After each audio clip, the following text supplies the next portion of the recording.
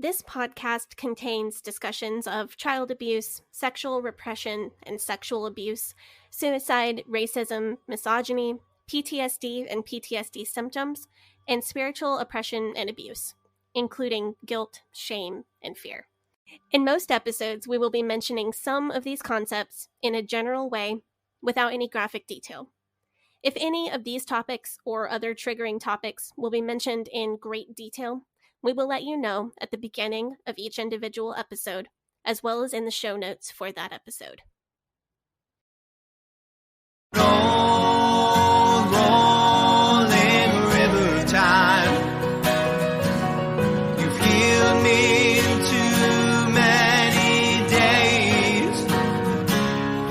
No regrets, no confusion, there'll be no pollution. I'm so thankful I've decided to change my ways. Welcome back to the Leaving Eden podcast. We are your hosts here today. My name is Gavri'el Hakohen. Who am I here with? I'm here with my best friend for the last time this year. For the last time in 2021. And I also have our third co-host, Miss Chuck, in here with us. How's she doing? How's Charlotte? She's doing great. She just had her dinner. She is sitting on my lap, and we're going to have her in here for a couple minutes until she gets too crazy. Our listeners said that they missed hearing her sweet little voice. So here she is. Yeah. That's cute. So just an update on the baby Chuck. She just turned 9 months old, and she has 2 teeth, and she's working on a third one. And she is extremely adorable, aren't you? As always. But what are we here today to talk about? Because this isn't a regular episode. This is a special fun episode that we're going to do. We've got a lot of new listeners. Thank you all for joining and coming on this journey with us. It's super fun to have you here. But this is going to be like a special, like a fun episode. We're going to play some games. We're going to have some fun. Yeah, and we're going to talk about the fundie tradition of the watch night service, which is what fundies do on New Year's Eve. I'm not familiar with this. This is going to be fun. But before we do that, I have a Christmas-related story that I wanted to tell because it's just hilarious. But before we get into that... Oh, boy. The Leaving Eden podcast is the podcast about my BFF and co-host Sadie Carpenter's life in and escape from the Independent Fundamental Baptist cult. We talk about this cult, we talk about other cults, we talk about religion, we talk about fundamentalism in general. And what's that, Chuck? That's right. We talk about religion, we talk about fundamentalism, and we talk about the real and present danger that cults and cult ideologies pose to society as a whole. And it is our goal to promote freedom of mind, freedom of thought, and freedom of religion. So if you like our show, if you are a fan of our show, Chuck, she sounds like she's a fan of our show right now. I love her.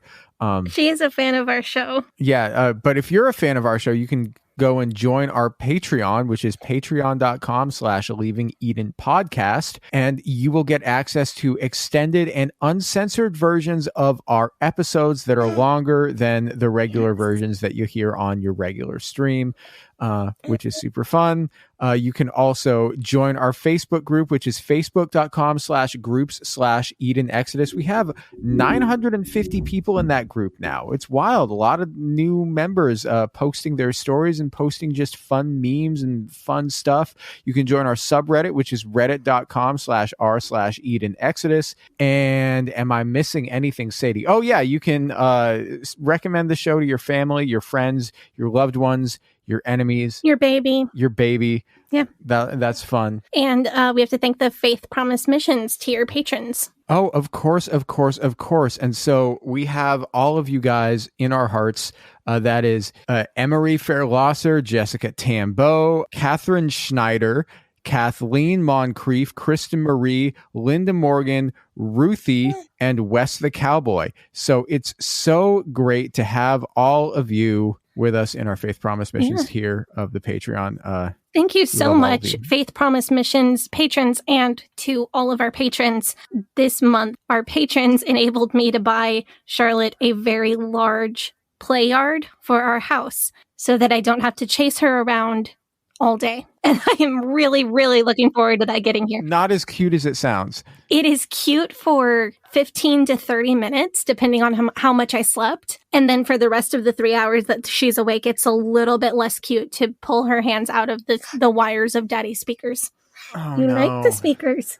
You want to play with the speakers. The speakers are expensive and might fall over on you. And it's scary for Mama. You don't care. You're sticking your tongue out. So, Yep. Sadie, you were about to tell us a story. Yes, I am going to tell you a story. Chuck is wrestling around on my lap. You are so active. That's okay. Mama's going to tell a story. Do you want to hear it? Okay. So this story is not related to pretty much anything that we're going to talk about in our episode today, but somebody posted about the song Jingle Bells in our Facebook group, and that made me remember this very funny fundamentalist Christmas story. My church did a thing when I was a teenager for a while on Wednesday nights. Instead of having set hymns that we were going to sing that were pre-planned ahead of time, they would let the people in the congregation just call out whatever hymn they wanted to hear. It was really fun, and it was great for my sight reading skills because I was a teenager and I was the church piano player for Wednesday nights. Oh, look, that's actually a very non-traumatic IFB memory. Well, you learned some valuable skills. Who had it on their bingo card? Sadie does not trigger herself. Nobody. Anyway, so one Wednesday night near Christmas, someone called out that they wanted to sing Jingle Bells. Well, that's not a Jesus song. It's not in the hymn book, but it's totally not offensive. So the song leader went for it, and we sang Jingle Bells in Wednesday night church. Everybody was happy and full of IFB-approved Christmas cheer, except for one ultra-fundie guy who dramatically stormed out the back. He was big mad. And you never saw him again. No, we did. We did. So a couple months later, the church was having a Super Bowl party. And what we always did for the Super Bowl is we would watch the first half of the game, turn it off, and then during the halftime show, we'd have a sermon. And then we'd turn it back on and watch the end of the game. And that way we avoided any potential Janet Jacksoning during the halftime, and everybody was happy. So we were having our church Super Bowl party a couple months later, and the same guy who got super mad about Jingle Bells was also super mad about having a church Super Bowl party, and he wouldn't even come into the building where we were meeting. He just stuck his head in, yelled out a scripture verse about how we were all sinners or worldly or something, and then stormed back out. And this is unrelated, but this same guy also permanently destroyed one of the church toilets after a potluck. So, yeah, fun guy.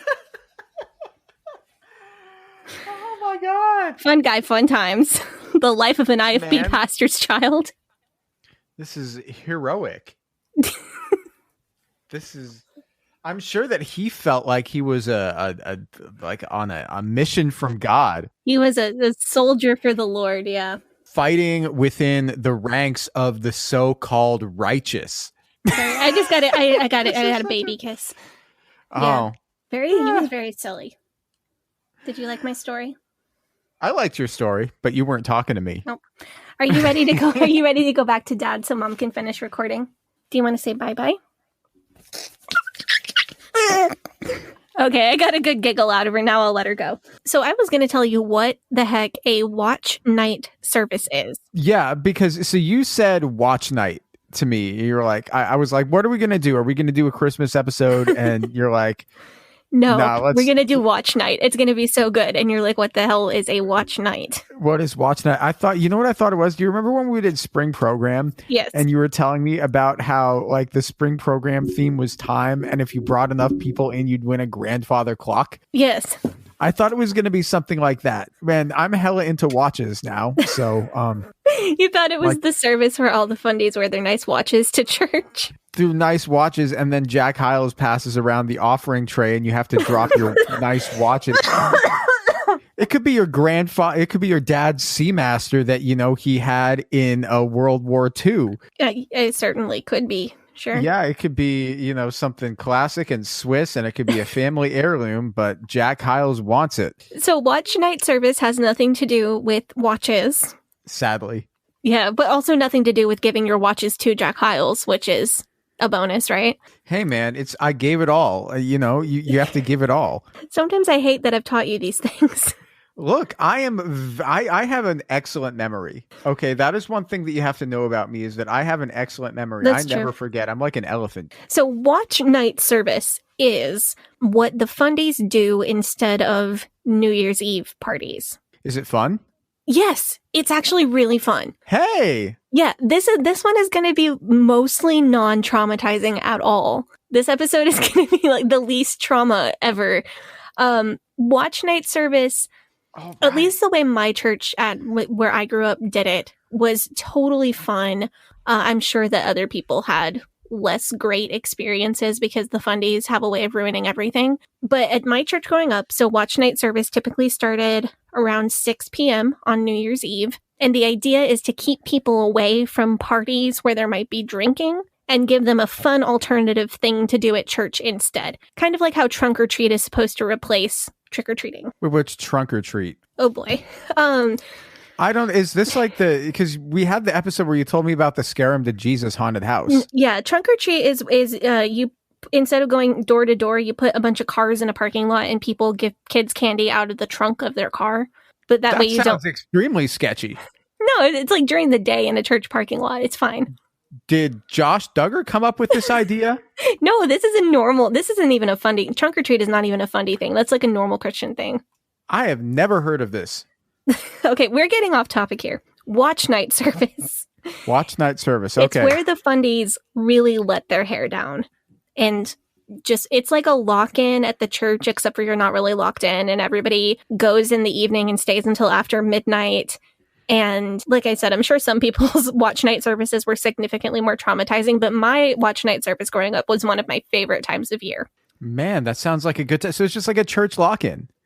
Yeah, Everybody kind of, except for there. without the lock part. Well, when you're a kid, you're not drinking anyway. So, like, what are you going to do on New Year's Eve? You're going to run around with the kids from, your neighborhood or whatever. And is that what people do? Well, yeah. You go to a party. Your friends. You're going to get invited to like a party where it'll be like the people who your parents are friends with, but your parents are probably friends with the parents of your friends from school. So your friends from school are going to be there. The kids from the neighborhood are going to be there, and you're just going to like run around in somebody's house, play some Monopoly or something, play some Nintendo. I never considered what normal non-fundie children do on New Year's Eve. Yeah. Because I know what I do on New Year's Eve now that I'm not a fundie, but I never considered what kids do.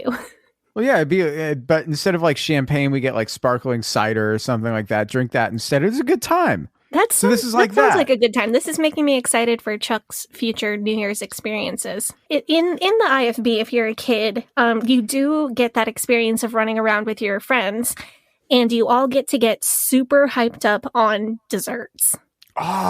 Which is one reason that watch night service was one of my favorite things growing up. Man, we know that you guys do those desserts well. The chocolate lasagna, all the cakes, all the cookies. So chocolate lasagna, is that like what do you use as like the noodles? Is that like graham cracker or yeah, what? like graham crackers or cookies or cake, like thin slices of cake.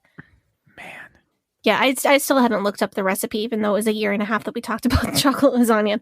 So at our church, we had a giant potluck, usually more like finger foods and desserts. And at a normal potluck, there would be like one big table of desserts. At the watch night service, there would be 2 giant tables of desserts. And all of the kids just ate plates and plates of dessert and snuck coffee out of the church kitchen when nobody was looking. It was the best day to be an IFB kid. That sounds like a great time. I feel like I would have had a lot of fun at that. It was a great time. It was a great time. So we would do that, and then there's a lot of other like weird food related traditions for the watch night service. So I want to walk you through all of them. Just before we get into that, for all our listeners out there, what we have done for this episode, what you can expect today is that we are structuring this almost sort of like a watch night service. So Sadie is describing these wonderful things that she is going to have happen. So that's what she's going to do. And then we're going to kind of partake in such activities as best we can over the podcast. So this is going to be really fun. Yeah, we're going to do some of the ones virtually that you could do virtually.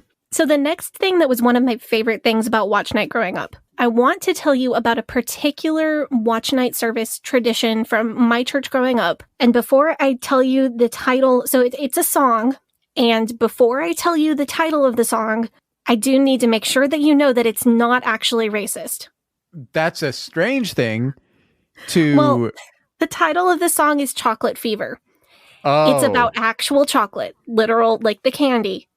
This is not a weird racist fundy thing, for once. Oh my God. It's a Patch the Pirate song. So in my church growing up, it would be my mom and the mom of some of my best friends.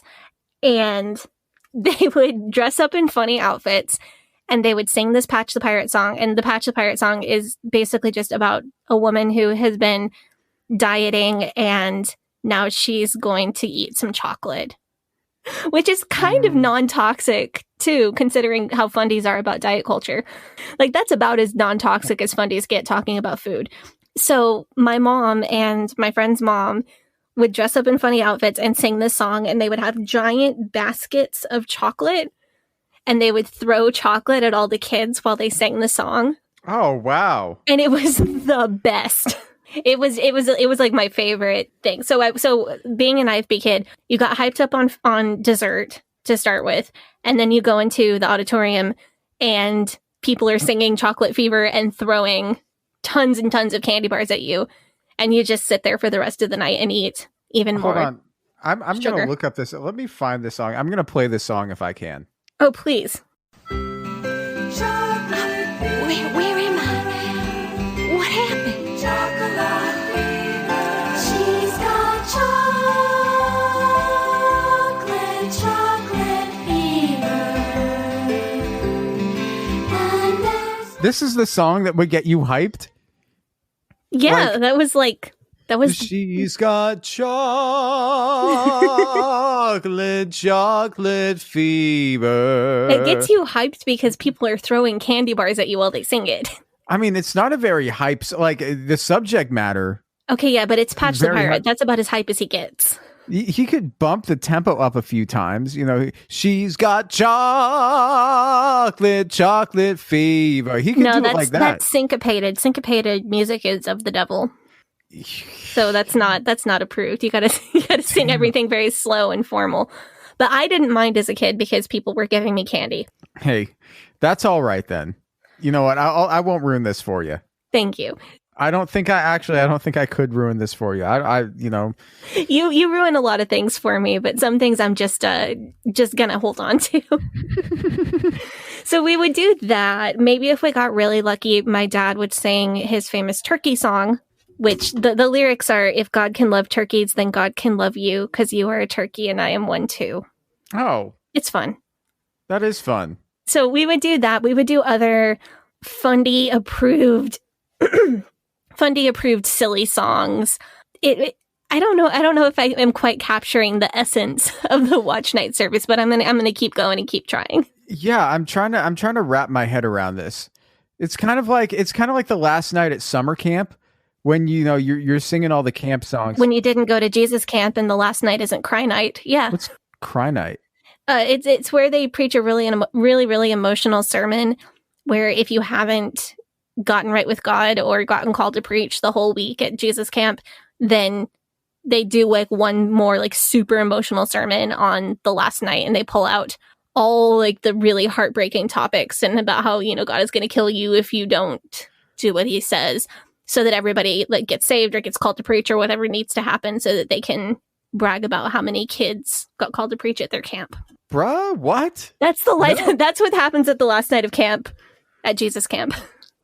But this is this is probably what the last night of camp is like for normal people. I guess, yeah. If you're not to the age where you're like trying to fool around with the other campers, if you're not that old yet. Damn, that's wild. So watch night service. It's a lot of fundies in church clothes, in a room, in the church, doing ridiculous stuff. This is kind of like the Valentine's banquet. Yeah, but it's everybody, so it's a lot more fun because you've got, all the big fundy families with all the little kids running around, and it's kind of chaotic. So typically they will have some kind of sermon because they think it's bad to be in the church without having a sermon of some kind. So how long is the sermon going to be? Is it going to be like, okay, well, we're here for church. This is a Jesus event. Let's make it 2 hours. Or is it going to be like, okay. I'm sure that's how it is at the stricter IFB churches. At my church, it was not like that at all. It was like 15 minutes, like Catholic length, just so they can say that they did one. And then after that sermon, there's some actual fun stuff with preaching. Ooh, okay. So they will have a preacher boys contest. They will allow... And it's not really a contest because usually there's not a winner, but they call it that. But they will allow all the young men in the church to come up and preach, and they'll give a time limit like 3 minutes or 5 minutes or something like that. And can they like plan this out and practice beforehand? Yes. So this is actually kind of cute. If you overlook the toxic implications of like every boy has to be a preacher, it can be kind of adorable because you'll get like 2 or 3 year old boys up there kicking microphone stands and slamming the pulpit because that's what they've seen their pastor do. Again, slightly toxic that kids think that that's normal for church, but also I do have to say it's cute to see a toddler in a tiny suit like running across the platform kicking things. Like, it's not cute because the little kid shouldn't think that that's okay in church, but also it's cute. I think that's hilarious. Tiny suit, tiny little bow tie. I can just imagine though, like, being a young man in the IFB getting really excited about this because, this is my time to shine. I'm sure that they if you're somebody doing this, you feel like you're giving back to your community by doing this as well. Yeah. Right. And so they'll go in order of age because the little boys get up there and do their thing and it's adorable. And then the teenage boys will get up and actually prepare a sermon, and it can be a big deal. Some boys will prepare for weeks for their 5 minutes to get up and preach. So is there like an age cutoff? So like once you're 12 or 13, you're like expected to have maybe a more serious sermon? I think all the boys really did try to emulate the style of whoever their pastor was. But I have seen even little boys really prepare, like actually find a Bible verse and write a sermon. I remember my brothers getting ready for this and asking me to write out their notes for them because say they were like 6 and 8 and I was 10. They didn't have good handwriting and they wanted me to write their outline so that it was more legible when they got up to preach. But they would very seriously dictate it to me. And if I tried to correct their theology, they weren't happy about that. Were you jealous though? So like, so the boys are going to go up there and do that, but you don't get to. Do you get to do that? So at my church, like 1 or 2 years, they did let women get up and preach at watch night. I told you, the fundies really loosen up for this. Wow. So this is like a Jill Rodriguez situation where she would like... Yeah, I don't know why she doesn't just find a church with a watch night service where she can get up and preach and like get it in for the year. She doesn't have to have a funeral for somebody's knees to... A funeral for someone's legs that are alive, just not moving of their own volition. I keep remembering that, and that just... That's one of the ones that haunts you. But like, so you were the pastor's daughter though. So were you expected to do it, or did you like want to do it, or? I wouldn't say I was expected to do it. In my home church, the big thing was that the deacons' wives would get up and preach. It was a whole joke about like the deacons' wives are really the ones who run the church, but it was lighthearted misogyny at worst, definitely on the way less bad end of the IFB's treatment of women. I did want to get up and preach. The one year I remember them allowing teenage girls to do it, and the year that I did, I actually prepared a sermon, but when I got up to talk, I completely lost my nerve and I could hardly talk. I have not always been the person that I am now.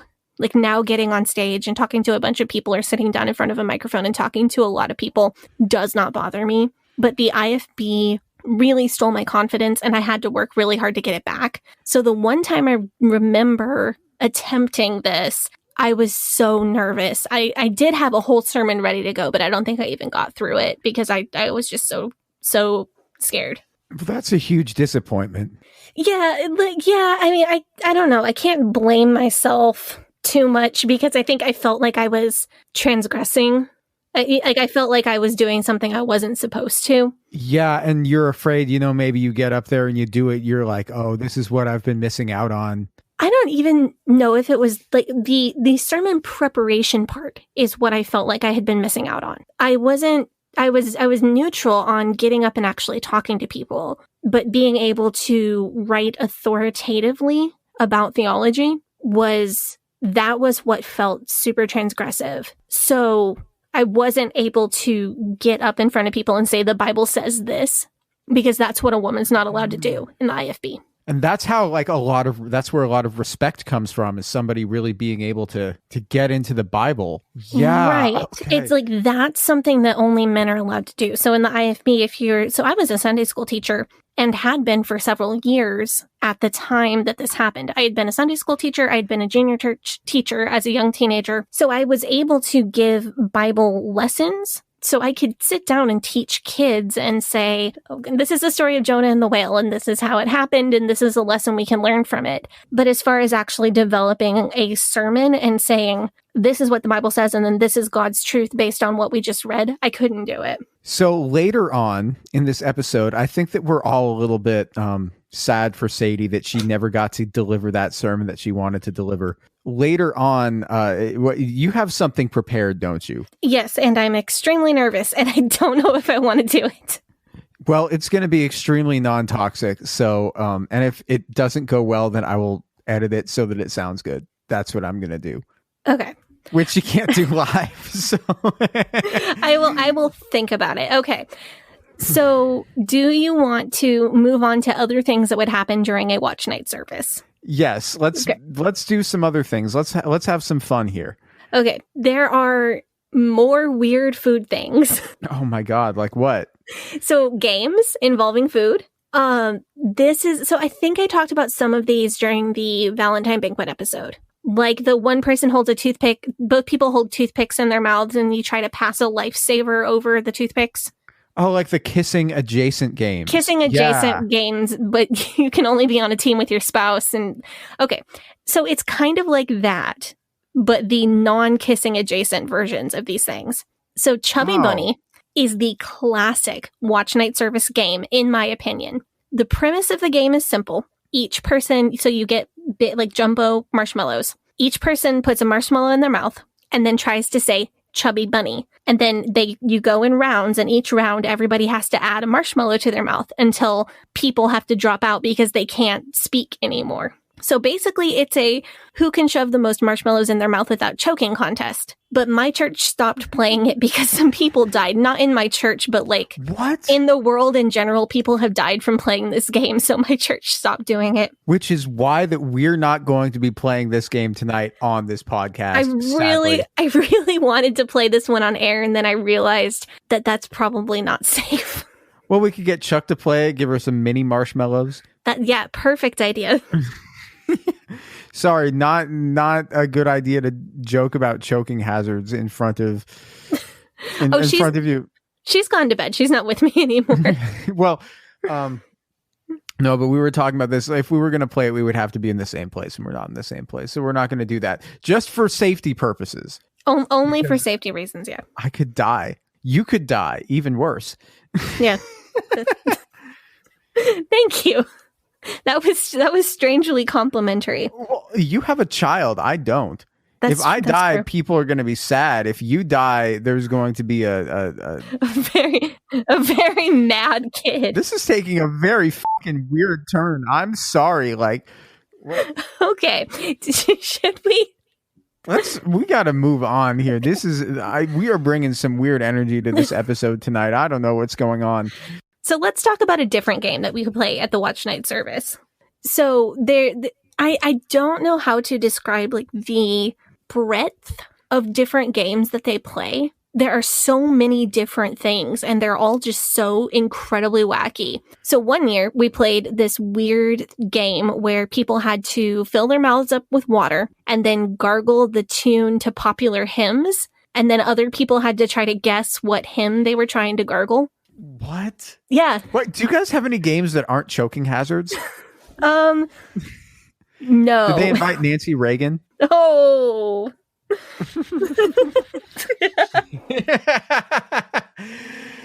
So I'm sorry. I don't know. I could tell you about another choking hazard. So another Oh thing, my god! I'm sorry. another thing you might see at a watch night service is some kind of weird food relay race. So you'd separate into teams, and then it's like a relay race. You have to run down the aisle of the church, reach into a bag, pull out something, and then you have to eat whatever it is that you pulled out. And then you have to run back and tag the next person who does the same thing. And then whichever team has eaten all the things in the bag first wins. So there might be things like strange flavors of baby food, or a whole raw onion, or raw potatoes, or canned sardines are a big favorite for this.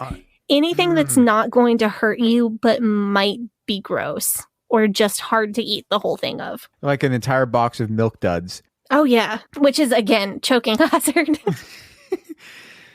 The IFB just, they love talking about heaven, and they don't mind if some of their people get there a little bit early because they ate something weird in the church on New Year's Eve. Oh my god. So that's some of the chaos that might go on at a watch night service. Do you want to just keep on going? Yeah, let's keep going. Do we have any games that we can play? Actually, yeah, I have a couple games that we can play. Okay, so any games I think we can play with our listeners over the air. Okay. Would be great. So after the fun and games, like the weird food stuff, the night goes on. There are more activities because you have to do a lot of activities when you have a bunch of people locked in the church building for 6 hours. Of course. So some of the games we would play would be Mad Libs or Bible quizzes or that kind of thing. Okay. Well, that's fun. So like a sword drill? Yeah, sword drills might be something that happens. Have you ever been in a job interview where they give you a piece of paper and it's got a bunch of questions on it? Yes. Simple questions like 2 + 2.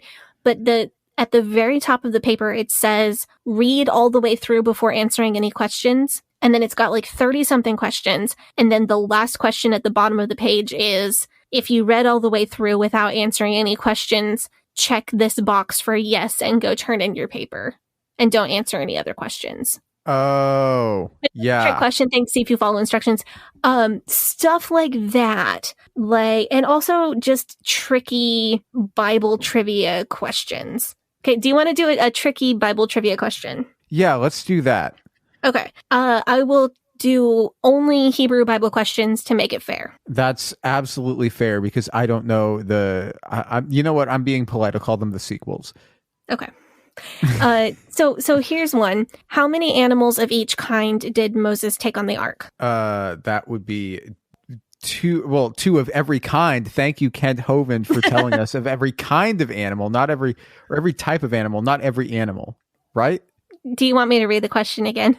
How many animals of each kind did Moses take on the ark? Oh, did Moses take on the ark? Oh, yeah. It's a trick question. Trick question. I see what you did there. Moses didn't take any animals on the ark. It was Noah that took the animals on the ark. Yes. So stuff like that is what you might hear at a watch night service. And I think that's the kind of tomfoolery that usually gets saved only for the youth group meetings.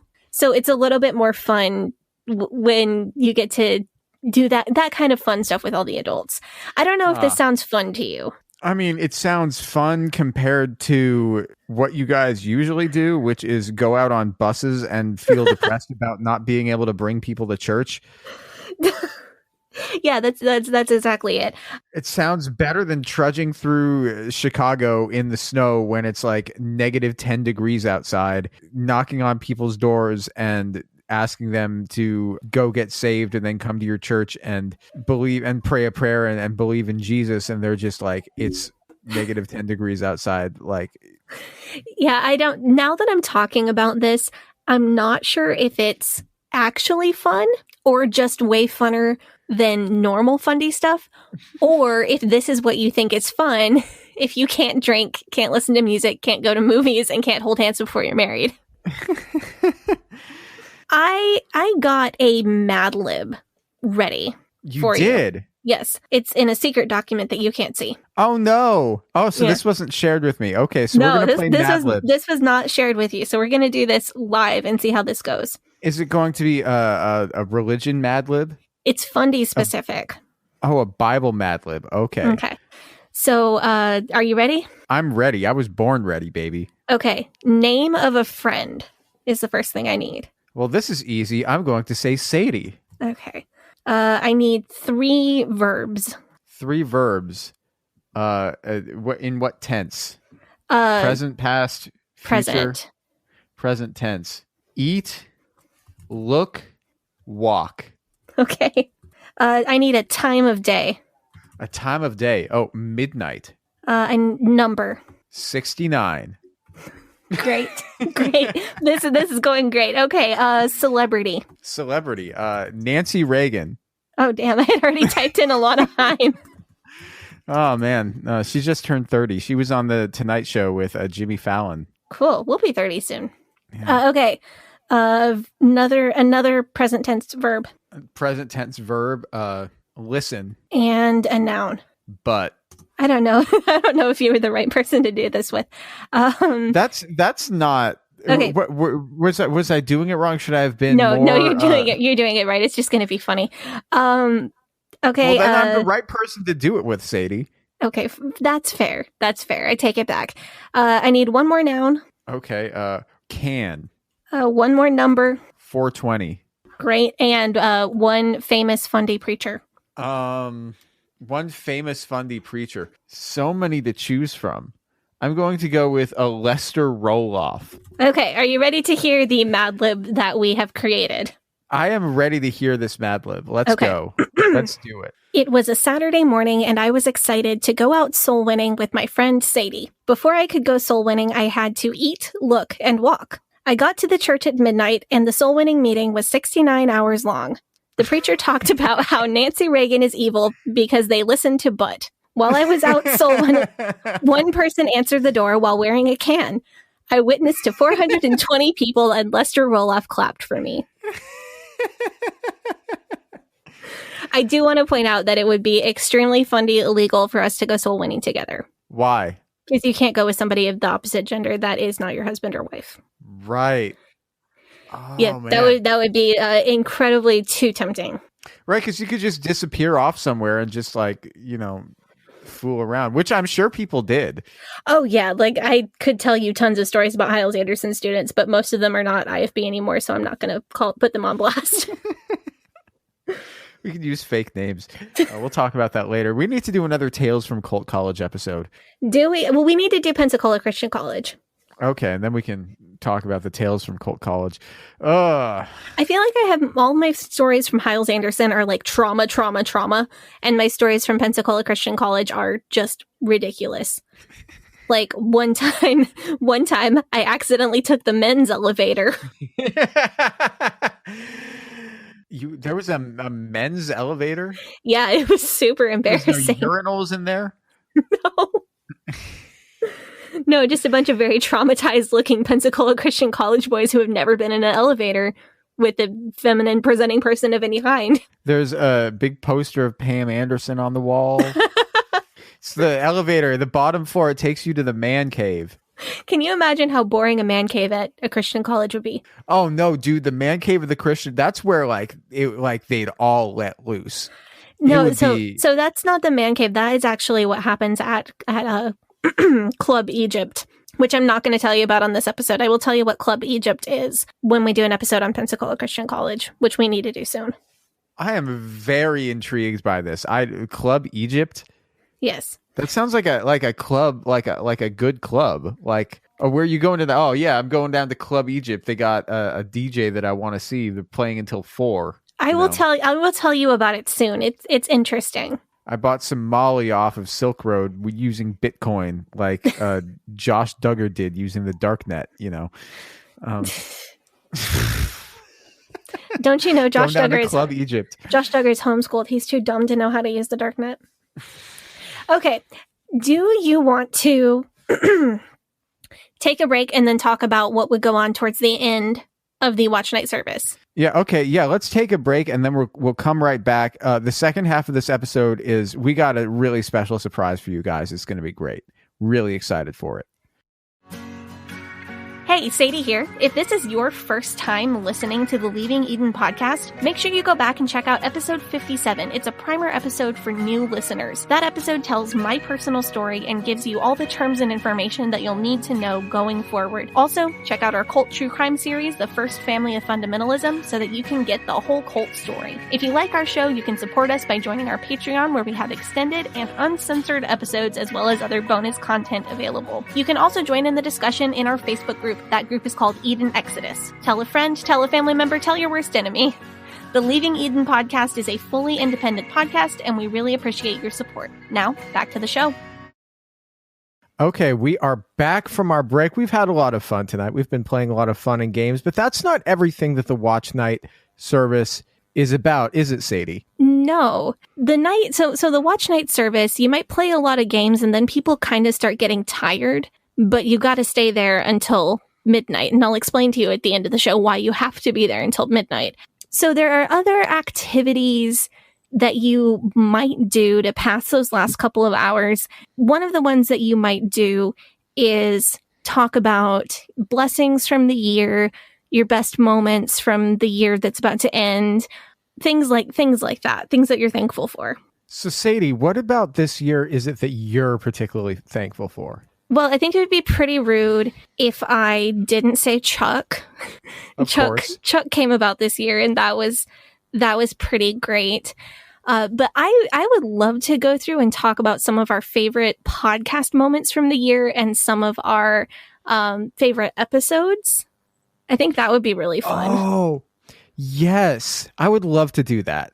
Okay. So why don't you start out? Why don't you start out and tell us about what were your favorite things that happened on the show this year? One of my favorite things was our Pride Month special programming. Oh my God. Yes. That was great. It got us into Twitter beefs. It was super, I think it was validating for me, and I hope it was for our other LGBTQ listeners. And we got to meet one of our favorite people, the stunning, the brilliant Dinah House-Fire. Yes. And so as a special treat, Sadie and I were talking about this. We're like, this is the last episode of the year. What do we want to do? And we've been talking about this for a while. So we decided, after considerable demand from our listeners, that we wanted to bring back Dinah for this special episode. So Dinah is here on this show with us right now. How are you doing? Hello, I'm wonderful. Thanks for having me back. I'm thrilled to be a repeat offender. So Dinah, for those of our listeners who are new to the show and maybe haven't worked their way through to get through all of the episodes, do you want to introduce yourself to our fans? Yeah, so I'm Dinah House-Fire. I'm a drag queen and performer working in Arkansas. And I grew up in the Baptist Missionary Association of America and was a missionary. And on the episode I did before, we talked about my experience as a missionary and having an exorcism of the gay demon that I picked up while I was on the mission field in China. So, just casual, easy breezy, fun stuff. Yeah. And now Incredible. We have, and I volunteered that if you ever find the ring to put on the ring and see, there was a ring involved. You got to go back and listen to the story if you haven't heard it. Yes. But the ring supposedly contains the gay demon now, and I volunteered to put on the ring. But that's not a great test because I'm already pretty gay. So no, you were going to have me put on the ring to see if it would turn me gay. So we're going to try that. But now we have other listeners lining up to volunteer as well. I volunteer as Heather tribute. Heath also volunteered, so we may be, we may have a crossover episode wherein we just see who becomes the gayest. That sounds like the perfect episode of our show. Yeah. And I mean, I can't imagine that going poorly for you on Twitter. No, Why not? Certainly not. You are everything that's wrong with progressive Christianity, so I'm pretty thrilled to support you in that endeavor. You personally are the worst. I appreciate my crown and sash that I got with that title. I wear them every day, which is a bit inconvenient carrying around a baby, but you got to do what you got to do. This is a serious conversation that I've had with Sadie from time to time, is that I mentioned to her on a not infrequent basis that I wish I could wear a crown and a sash on a regular basis, just like, like Mayor Quimby on The Simpsons, how he goes around wearing a sash that says mayor on it. I kind of want that for... If you're playing bingo at home, you may punch your card now. There's the Simpsons reference. Dinah House-Fire, as you may know, if you are a member of our Facebook group, Dinah House-Fire invented the Leaving Eden bingo game. And so just for that, like, we owe you the world. Oh, yes. Well, if you're stuck in a layover somewhere in the middle of America and with nothing else to do, brainstorming silly things to make people laugh on the internet is a pretty good way to fill the time. So there's a couple of things that we wanted to talk about with you today. As we're getting in a bit of our retrospectiveness for this past year, Sadie and I were going to talk about some of our favorite episodes. We hope that you would talk about maybe some of the things that you really liked. But before we do that, what? We need to do a drink rundown. Oh my God. Is that what we're going to do? I think so, yeah. We need to do the what are you drinking? Oh because I'm the drag brunch right. Bringer of debauchery, apparently. So, like... I think the drag brunch episode was the introduction to Wine Mom Sadie. Was it? I thought Wine Mom Sadie may have appeared before that, but I don't remember. I don't think so because I was pregnant most of the time before that. That's a good point.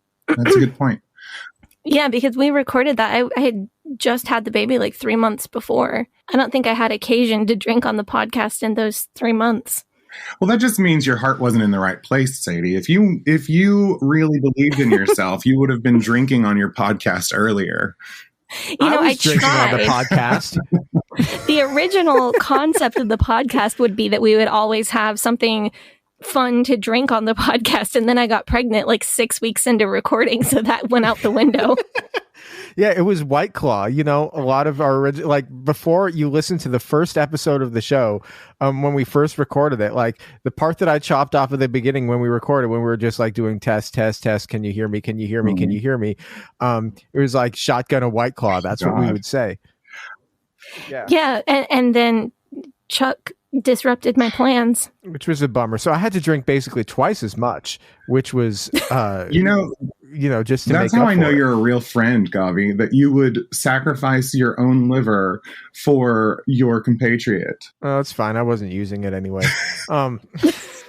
Anyway, so Dinah, what are you drinking? Okay, so in honor of it being the end of the year and my triumphant return to the podcast, I decided to really torture myself and create a cocktail based around Mountain Moo as a concept. Oh God. What? And it was kind of like my Chopped moment. Like, okay, what are we going to do? What the hell are we going to do? How do we make this fancy? So it is a cocktail of a sour berry lemon vodka, a little whipped cream vodka, lime juice, Mountain Dew, and I floated a little lemon sherbet in the top for the cream factor. So it's all kind of lemony. What? It's actually pretty nice. It's quite sweet. That sounds actually really good. Yeah, I'm not mad. Yeah, I feel like I would try that. It looks scary, but it tastes pretty good. It's very green, I assume. Yes, I tried to be fancy. I garnished it with a little like slice of lime. But yeah, it's very green, and there's like a yellow foam on top, which is vaguely off-putting. But that's fine. That's fine. I'm in my sweaty bedroom. Who cares, right? Yeah. Vaguely off-putting is the vibe of our entire show. I think it's very suitable. Actually, Sadie, the vibe of your entire show is the quote that I pulled: somewhat less shitty than Thomas Jefferson. That's all we're going for here. Essentially, the homework I did was to find that quote. So I think that could be a good T-shirt, a good bumper sticker. Just Leaving Eden podcast, slightly less shitty than Thomas Jefferson. I like it. I think that's honestly pretty accurate. I live it. Well, I am. It is afternoon and my baby is napping, so I am sitting here with glass of wine, a coconut Red Bull, and a very large bottle of water. Oh, because that's just how I roll. you're covering a lot of. Are you mixing the Red Bull and the wine? Or No, is it like these are you three have- separate. I have 3 separate beverages in the podcast closet. That is commitment to beverage that I appreciate. Wow. It feels incredibly necessary today. You know what, Sadie? You're like the opposite of those people that walk around with like a gallon of water because they're going to hit the gym so hard. Like you're walking around with caffeine and alcohol, and like you're like really covering your bases. What you need to be doing is you need to just like, you go around with a handbag, have the handbag be full of like seltzers and You know those like wine mom bras where it's like instead of a water bra, it's like you Yes. put wine in your tits and then there's just like a straw that comes up. We could get something like that. That seems great. I do worry about like, do you have to switch the straw from one side to the other? Because otherwise you're going to look really lopsided. Ooh, that's a good point. I always assumed there might be some Does sort it of have a channel straw that between comes from- them in the middle, but I don't Yeah. know. You know what I would do, Sadie, we've discussed this, is shaving your head and switching to wigs, but hiding alcohol in your wig. Like the foam dome, like the beer hat, but like have it hidden in your wig instead. You could do what my friend so I had a friend at Pensacola Christian College, and I don't think I've ever told this story on the podcast. He had a flask tie, and because at Pensacola Christian College, you have to wear a tie to church, which was convenient because his tie was a flask and it had a little straw. So every time we had to bow our head for prayer, he'd just sneak his little straw out, and got him through a lot of churches and chapel services at Pensacola. Genius stuff. I That is approve. really smart, and I applaud his commitment to alcoholism. Yeah, I feel really regretful that I was still a major stick in the mud and was not partaking in whatever he had in his flask tie. You could have partied so hard, man. That would have been. I could have partied so hard at both colleges that I went to, and I really missed some opportunities. That's deeply disappointing. But what are you drinking, Gavi? What am I drinking? I'm drinking Remy Martin XO. I feel like, Gavi, you're going to be like, whenever we speak, you're going to be like fancy, and Sadie's going to be sort of practical but fun, and then I'm just going to be random as shit, and I don't know, like, I love it. it is what it is. I love it. It's a vibe. It is a vibe. What did we say when we were coming up with my drag persona? My drag persona was just supposed to be somebody who is extremely expensive. Yes, just So- money. Just money. Money.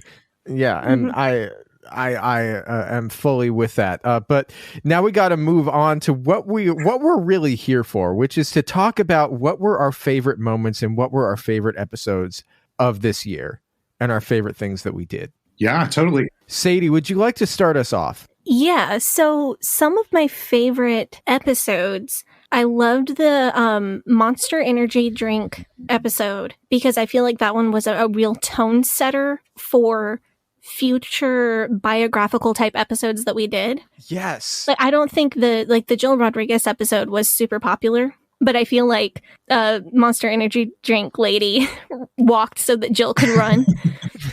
But learning how to set up an episode that is biographical, where it's not boring, but it makes sense chronologically, and we can take our listeners through a narrative that's engaging. I feel like we really learned how to do that That was such a on fun the one Monster to do. Energy episode. And I got to talk about Daniel Tosh, who is one of my favorite problematic people. Oh, he's such trash, Sadie. I know. I have like I said, I'm not saying you can't find him funny. He's just like, what a fucking drag. yeah, I'm into very specific kinds of trash. And I'm finding like my way into contextualizing that for myself. But we I love that journey for you. it is a journey. Speaking of The Bachelor, it is a journey. Yes, thank you. Hit the card. But I love.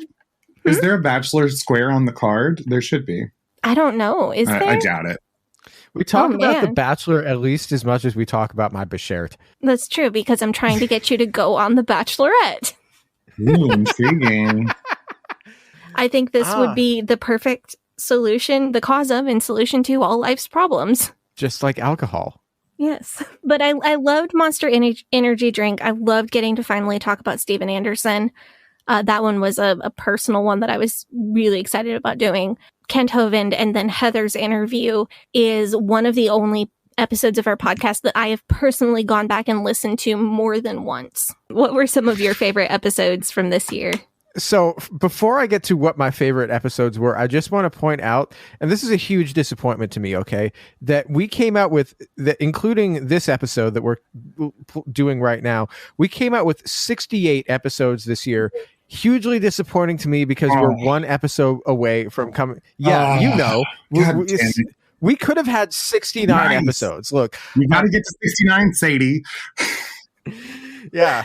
For me, though, I think so. My favorite time that we spent working on the show was like last winter and early spring. You know, when you were super pregnant and we were trying to just build up a ton of episodes in like the backlog and then just release them so we didn't have to take any breaks when you had the baby. Those weeks are burned into my memory permanently.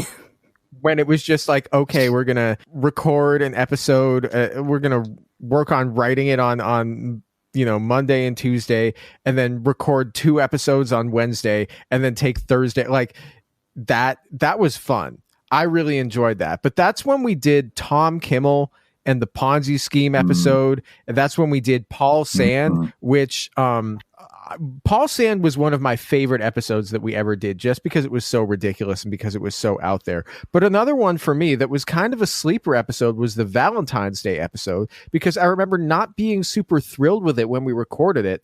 But when it came out, I remember I listened to it and I thought, this was really good. This was really fun. So which episode? I know it wasn't Valentine's Day because that's too early. What was the episode where I was actually in early labor and timing contractions on my phone while we were recording? Was that? Oh, it was the You Love the St. Louis Cardinals episode. Yes. The Baptist to English. Yes. The first one that we did post baby was Mother's Day, and the one right before that was Baptist to English. Yeah, and I didn't end up having the baby for like another week because I had that like prodromal labor where you're in very, very early labor and not in pain, but massively uncomfortable for quite a while. But I was actually timing contractions on my phone, and at one point they were 5 minutes apart, and I was like, oh man, I hope I can finish this episode. Oh no. And then it kind of slowed down again and it was fine. I hate when my contractions are that close together. It's rough times. Yeah. Right. Yeah, the other thing is that I really liked our Q&A episodes. Those were really fun. I would like to do one early next year. So if you're listening to this episode and you want to send us a question, please email us at leavingedenpod@gmail.com, like whatever questions that you may have. And I think probably in January, we'll do another Q&A episode. I think that'd be really fun. That sounds cool, but I'm just going to spitball this. I would love if listeners sent us, if you would like to have your question read out loud by yourself on the podcast. You can also send us a voice message through Anchor, and the link to that is in the show notes. It's like automatically populated in the show notes of our shows. So if you go to that link, you can leave us a 60-second voice message. So if you would like to hear your voice on the show and ask a question, we can do it that way. Yeah, the other thing that you could do if you want to send us that is you can make a voice memo on your phone and email it to us. Oh, that's true. Yeah, that works as well. So it's leavingedenpod@gmail.com. Dinah, what would you say are your favorite moments on the show this year? Your favorite episodes, favorite things that have happened? Oh gosh. Aside, of course, from your debut and your appearance on this show, which I think we can all say was a bit of a high point for a lot of us. Well, that's very kind of you. It was a lot of fun being able to be on the show, but yeah, there are several things that I've kind of looked back at throughout the course of the year, and I'm like, that was really like a fun moment where I could relate, especially hard to different things, or just for just fun and entertaining. For me, because I am living in Arkansas and have for most of my life been here, the Duggar coverage has been really great because, of course, I'm getting a lot of that just by being here, and everyone has been talking about it as things have come to light. But I really liked the coverage of sort of every step along the way over the course of the year. But specifically the last couple of weeks when the trial was going on and then the verdict came down, I really, really enjoyed that. So the note that I had made for myself was just, Josh Duggar is the stupidest evil person to have a reality show on TLC. And I've seen a lot of 90 Day Fiancé, so like it means a lot. So I loved that sort of ongoing thread. But I also really, you mentioned it a second ago, but the Paul Sand episode where we had Sadie Locke Holmes and Nancy Jew doing an investigation. I thought that was like some solid comedy. And the fact that the entire thing was nonsense, which feels like incredibly on brand for those of us who are in the process of deconstruction. It's like, oh, okay, yes. Okay, so it's all made up and okay, cool. It's just basically Who's Line, but with religion. Like everything's made up and it don't matter. Jesus. Yeah. I honestly, that is kind of my take on religion as a whole. It's like, everything's made up and the rules don't matter, and like do what makes you better. I mean, yeah. Whatever that is. Absolutely. So speaking... Oh, sorry. Go ahead. So speaking of Sadie Locke Holmes and Nancy Jew, do you feel like you can tell which one of us writes the episode title? Because that was a Gavi episode title. I do think I would have guessed that just because you were so hesitant about calling him Nancy Jew. And I think like in the past, I probably would have more readily guessed who wrote which show titles. Now I have developed a bit more of a nuanced view of the two of you, and I don't know. I think, Sadie, you're actually a lot more sneaky funny than people realize. Yeah, sometimes there have been cases at times on this podcast where I have written a joke that I was not willing to read, so I just made Gavi read it. You're doing the punch up. I love it. You're punching up your own show. Well, I'll tell you how the episode titles is probably like 60-40. Probably about 40% of the time, Sadie there will be a line in the episode that Sadie will be like, that needs to be the episode title. And then we'll make that into the title. But if that doesn't happen, then I'll just write something when I do the upload. Yeah, or in the case of Heather's show, she and I ganged up on you and said, no, Prohibitive Vagina is the title. That's true. I mean, it was a good title. Yeah. Hang on. Do I need to throw my dogs out because they're yelling? Nah, it's fine. We have a baby on the show. So Let's throw them outside. It's not a big deal. I don't tell Sadie to throw Chuck out of the closet. Yeah. Well, Chuck doesn't come in the closet to record very often, that's why I'm in a closet. Well, yeah, no, I'm in a different room. Hold Chuck out the window, Michael Jackson style. Dinah, you are in Arkansas. Mm-hmm. You are our the Leaving Eden podcast Arkansas correspondent. I have a title? Yeah, Arkansas correspondent Dinah House-Fire. Oh my God, finally. And as like last week, we know there was an election in which one James Robert Duggar, Timothy Bobbert Duggar. Yeah, aka Jim Boob, ran for state senate and lost. And I feel like we would be remiss if we did not have this conversation, because we weren't going to do a special episode about this because there just isn't enough for us to do a special episode about this. Right. But we had to bring this up and we had to mention it. Yes. So as a human being with more than 2 brain cells that lives in Arkansas, I'm thrilled that Jim Bob didn't even make it through the primary.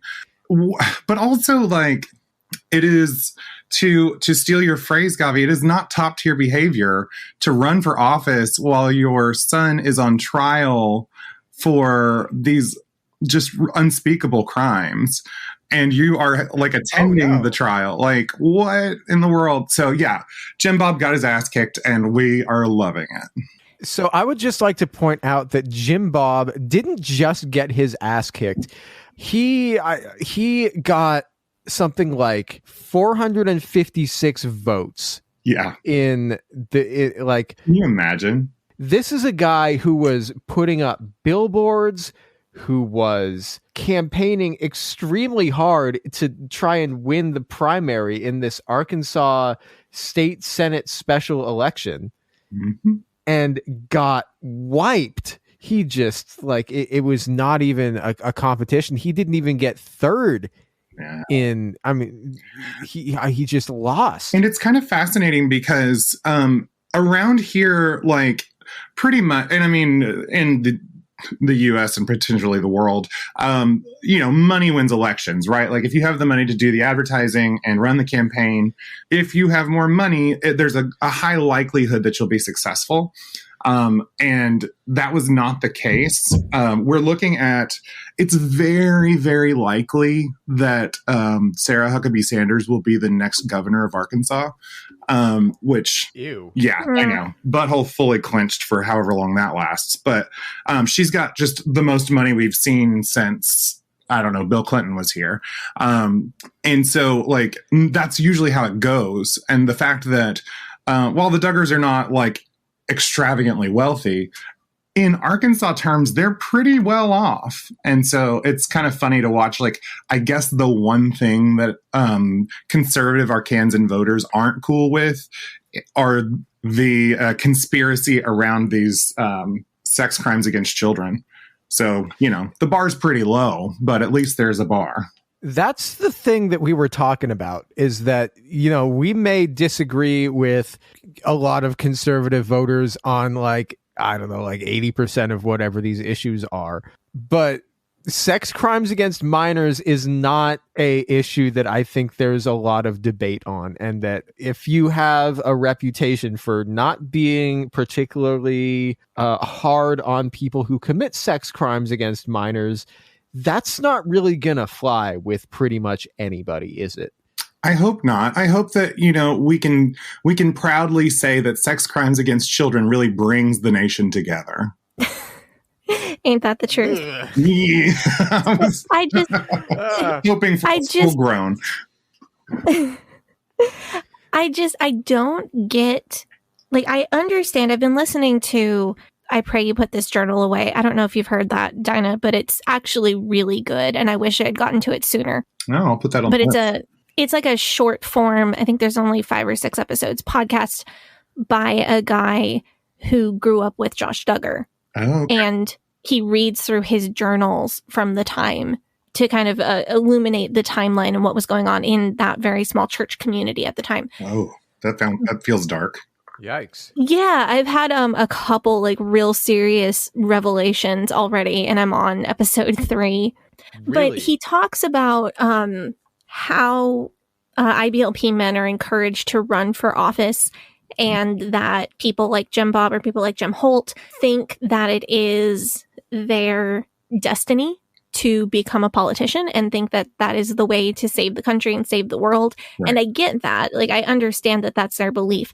What I cannot get my head around why Jim Bob would think it's a good idea to run in this election. I cannot for the life of me understand or come up with any reason why you would run at all when your son's on trial. Because it's all about him. It's that patriarchal narcissism just bubbling forth from his robot zombie eyes. It is him no matter what. And I think that if you think about that in the context of Josh's behavior, it kind of makes sense that Josh is bulletproof in his own mind because he was raised by Jim Bob, who is also bulletproof in his own mind. It makes sense to me that he would not let anything stand between him and what he firmly believes is God's will for his life. So this is my take on this. And from a political perspective, if you're going to try to run for office and there is somebody retiring and it's a special election, then that is your shot that you take, because if there's an open seat If there's an incumbent that you're running against, then you're going to have a bad time because everybody's just going to vote for the incumbent. They're just going to vote for who they know and who they like. Right. Especially in local politics. Yeah, Especially in local politics. Mm. But if there's an open seat, if somebody's retiring and it's or like a special election or something, then you can throw your hat in the ring. And if you get a good buzz going or something and people are talking about you, then maybe they'll vote for you. That's kind of the move. That it's kind of like a bit of a crapshoot. So the thing that really to me is wild is that, like, so how much money did he spend on this? There was some number that came out for how much money he spent on each individual vote that he got. It's $80-something a vote. I don't have notes, so I'm not sure exactly what it was. Yeah, that's. But if we take a shot at it at $84 a vote times 456, $38,304. That's abysmal. That is that is horrible. Well, to break double digits per vote is horrifying. So that he got closer to $100 per vote. Jesus. Yeah. 3 figures per vote. Man, holy crap. You want to know the funniest statistic that I found out when I saw how many votes Jim Bob Duggar got. More than 25 times as many people listened to our coverage of the Josh Duggar trial than voted for Jim Bob. I really appreciate the dedication to strange math on this podcast. That's a bingo square. Wait, is it still a bingo square because Gavi did the math? No, technically the bingo square specifies Sadie doing weird math to make a point, but there's a through line here. I did have my iPhone calculator out, so this might count. Oh my God. Yeah, no, there's something really delicious about snarking on the Duggars, and I know that's not news, but yeah, as a local, it's even more like this train wreck is literally in my backyard. Like they're 2 hours car ride away from me. And so it's very strange to watch this all go down and you're like, yep. And they've just been like this the whole time and no one talked about it, and guaranteed they're not the only ones. Well, if you're from Oregon, the equivalent of that was when the Tonya Harding thing went down. Oh, God, yes. I love Tonya Harding so much. She's a train. I mean, here's the thing, though, is when I was growing up, and this mall just closed, there was a mall called Lloyd Center. Mm-hmm. over in Northeast Portland, and that was the mall that was closest to my house. So when we're doing holiday shopping, or just going, so we go to Lloyd Center. That was the mall that we would go to. That was the mall where Tonya Harding, when she was a kid, was practicing ice skating at the skating rink at Lloyd Center. Oh, yeah. So you could just be going to like Macy's and see Tonya Harding like learning how to do her jumps and twirls. Well, what year was that? 1991, I think, was when See, because I was born in 93, so it was before my time. Okay, I remember being a very little kid, and it was the Olympics after everything had happened, and Nancy Kerrigan was skating, and I remember we had like another giant Baptist family over, and they were staying with us, and I had to go to bed, and I begged my mom to let me know if Nancy Kerrigan won the gold medal that night. Wait a minute, was that? That's very on brand. I don't know if that should have been like the handwriting on the wall, but they didn't pick it up, and I was like little. Because I was born in 1986, and so I would have been like maybe 6 years old, something like that, when all this was going down.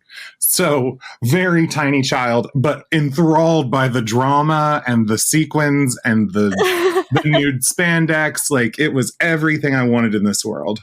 See, that's the funny thing, Dinah, because I was also extremely into figure skating as a kid. Oh, so maybe it should have been the writing on the wall for more than one of us. My parents were really into figure skating.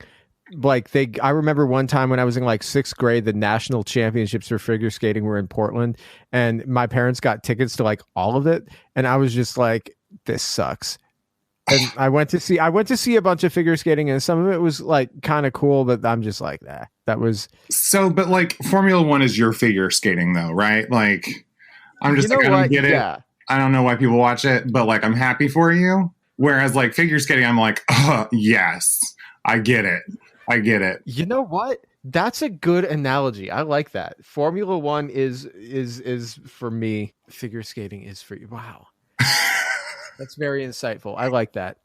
Well, no, I had a couple of questions that I wanted to, or things from a few episodes that I wanted like to bring back up and like get some clarity on. And these are not the heavy important things, but like they're the will Nancy win the gold kind of questions that have occurred to me over a few episodes.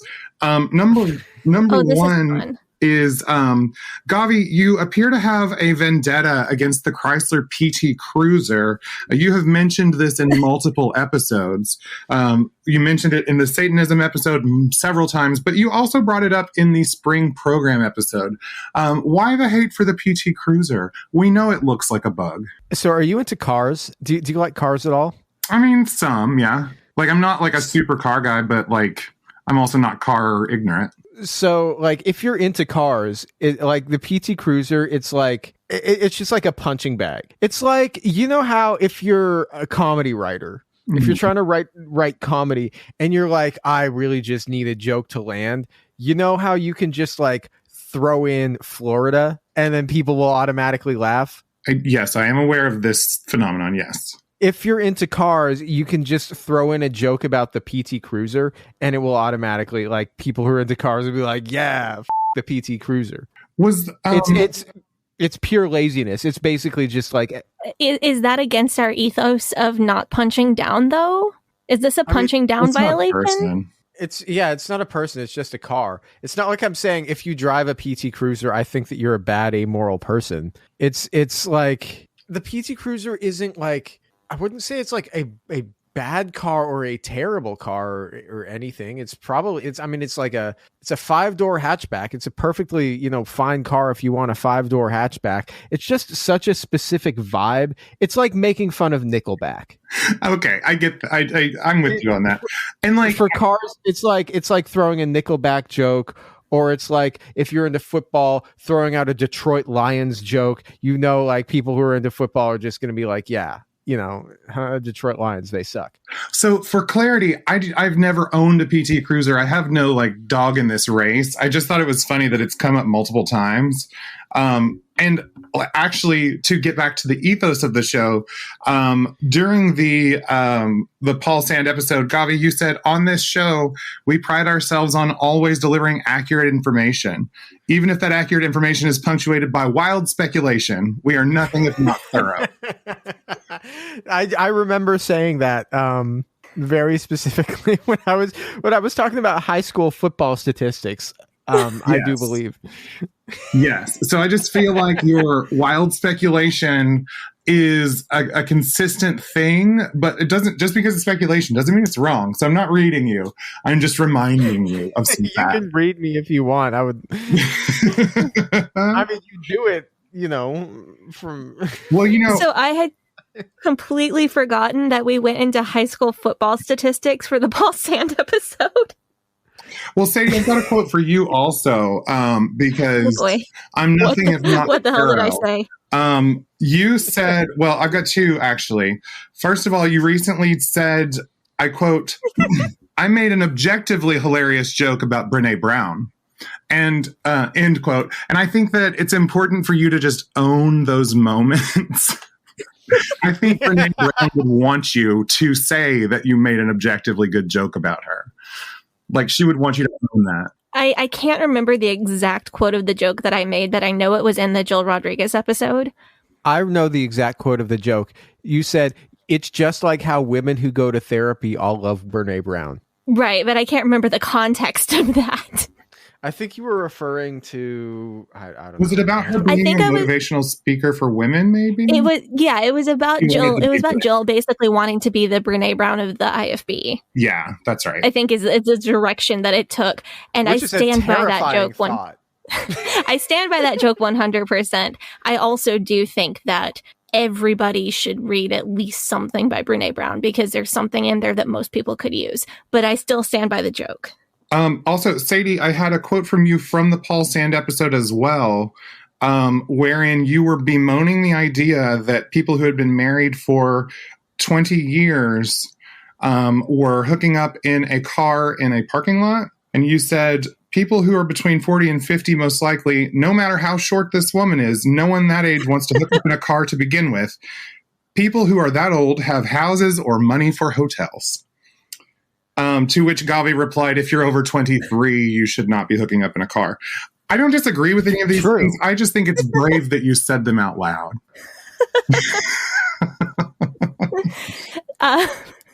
Look, have you ever had your knee bruised by a center console? Yes. Then you know what I'm talking about. No comment. Yes. But also, Gavi, you went on to say that these were cars in the 70s and not the 1990s Corollas that we're used to, which I want to know. Corollas, Accords. There's some highly specific statements from Gavi in this back and forth about, 23 or 1990s Corolla, and that hints at a story that he's not telling. Well, that's kind of where I'm going with this. Gavi, you're alluding to a lot of personal details that America might be ready for. Is there a confession you need to make today? Oh, the Haim sisters are listening, and they just think you're lovely. Are they? If they are, Alana, I got special advance tickets to your movie Licorice Pizza. What? What is Licorice Pizza? You know about this? Alana Haim, my future wife, is starring in a what day we're recording this on the 20th, so the movie's not out yet. But she's in a movie made by Paul Thomas Anderson called Licorice Pizza.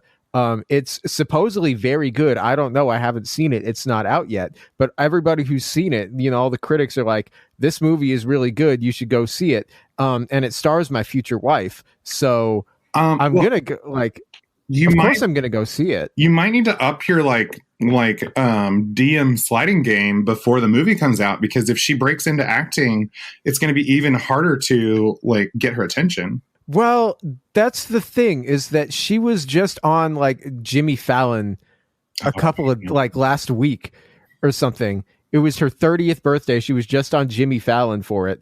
And I'm like, is she 30? She's young. Okay. Yeah, she's like a year and a half older than me. Okay. I say that as my back is creaking and I'm popping ibuprofen. Okay, go ahead. Look, I've been into her since 2012 or 13 or something like this. So this is not a casual situation. I'm definitely believe that. Anything that makes me sound bad is something that I can just be like, you know what, I'm going to get rid of this in the edit, and that's fine. I didn't learn how to do that until a couple of months ago, which is why if you go back and listen to the old episodes, I sound like... Well, that's also because though I have learned how to clap back at you. Ooh. Because when we first started recording, I was incapable of standing up to a man. So you would say something and I was like, that's not right, but I could not express it. Really? And now I'm able to be like, no, I don't agree, and be fine with that. But when we first started recording, I didn't. I did not have the skills to do that. I love that. My little non-binary ass over here is just you tell that man about himself. So this will 99% sure get cut in the edit, but I'll tell you the most recent time it happened. In the therapy episode, there was a bit that was cut, and I think it was cut from the Patreon too. But Gavi was talking about how he wouldn't trust online therapy, and that, if you want a therapist, you want the very best therapist. And I was like, no, people may not have access. I remember if you have access. That. So there was at least some of that in the Patreon version. Okay. No, that went on the Patreon. I didn't put that in the I thought you totally It's cut actually it. a really poignant moment because I know what Gavi meant, but I also know what he was responding to wasn't what you were really saying. The reality of that was because my dad's a doctor, right? And so growing up, it's just okay, I'm used to when it comes to medical care, you don't do anything that is half measures or a little woo woo or a little not like the proper thing, like that's not what you do. And so if somebody offers me like not the proper thing, because it's always for me it's like not the proper thing, not like the exact thing that you're supposed to do, that's actually making it worse, not making it better. That was like, right. So it's not you being a it's just you seeing the world a very different way than I do. Yeah, you have a certain lens, but also like it's the concept of triage, right? Like you address the most important, like the most deadly things first, and then if you need to then go see a dermatologist, then that's fine, right? But like if you're hemorrhaging, we got to tamponade that shit. Right. So I have the capacity now to see this, for what it is. Like, oh, we're not disagreeing. We're seeing a concept from two different angles, and I am not required to bend my thought to a man's thought just because he's a man. And I am able to express that in a way that is polite and capable. Yes. And that has been as recent as, like, that's recent personal growth. That is just since we've been doing the podcast. I'm so proud of you. I'm proud of me too. Thank you. I feel like we've both gotten funnier and we've both become better people doing the show. Yeah, sometimes I listen back to the old episodes and I'm like, I made a joke and I'm like, oh, that was supposed to be funny. But now I'm listening to it, I'm just like, ugh, that was not very funny. But I thought it was a genius back then. That's all right. We just keep getting better. Hey, man, that's what we're talking about today. Is this year and growth and becoming better and, all of the great things that have happened. But speaking of the Paul Sand episode, one of the things that I want to say is that if you are a listener to the show, if you are a fan of this show, and you would like to send us some claim, some like Fundie Mythbuster-esque claim, okay? Like something that we can like try to prove or disprove. I had so much fun doing the Paul Sand episode. Where we, research this specific exact claim that Jack Hiles made. If you want to send us something that's like that, please send it to us. Please send it to our email, because I would love to do another episode like that. And I'm finally in a place where I have some research time. So maybe you won't be watching hours and hours and hours of 1970s television, but no, that's why that's why I need a co-host who doesn't have a baby. So glad you be careful. Yeah, that's important. It's a business expense. I'm doing our taxes with my fancy new half of an accounting degree. Yes. So it's gonna be great. Exciting. So do you want to talk about what we're excited for in 2022? Yes. Why don't we go reverse order? So, Dinah, why don't you tell us what you're excited for in 2022? Oh, gosh. 2022, I am really excited. I've got some pretty cool opportunities to travel with work and I work in education. And so I get to like go see some other school systems and innovation stuff, which is really exciting. But also like just I'm working on some content things for my own like online presence that I'm excited about. And like you guys, like therapy and deconstruction is like the real shit. And I'm excited to move forward into a new year with like a little bit better handle on the reality around me, which I think, it's that thing that we're always working on and we're always like trying to progress. But yeah, like I think that there are good things around the corner and like just exciting opportunities. I keep thinking about the memes that are like, remember 2016 when we were like, 2020 is going to be so much better. But like legitimately, I think that 2022, like there's a lot of opportunity for just new things. And, you have to go in with that optimism. So I'm pretty stoked about it, pretty stoked about some performance opportunities that are coming up as well. So, life is on the up and up, I think. That sounds so lovely.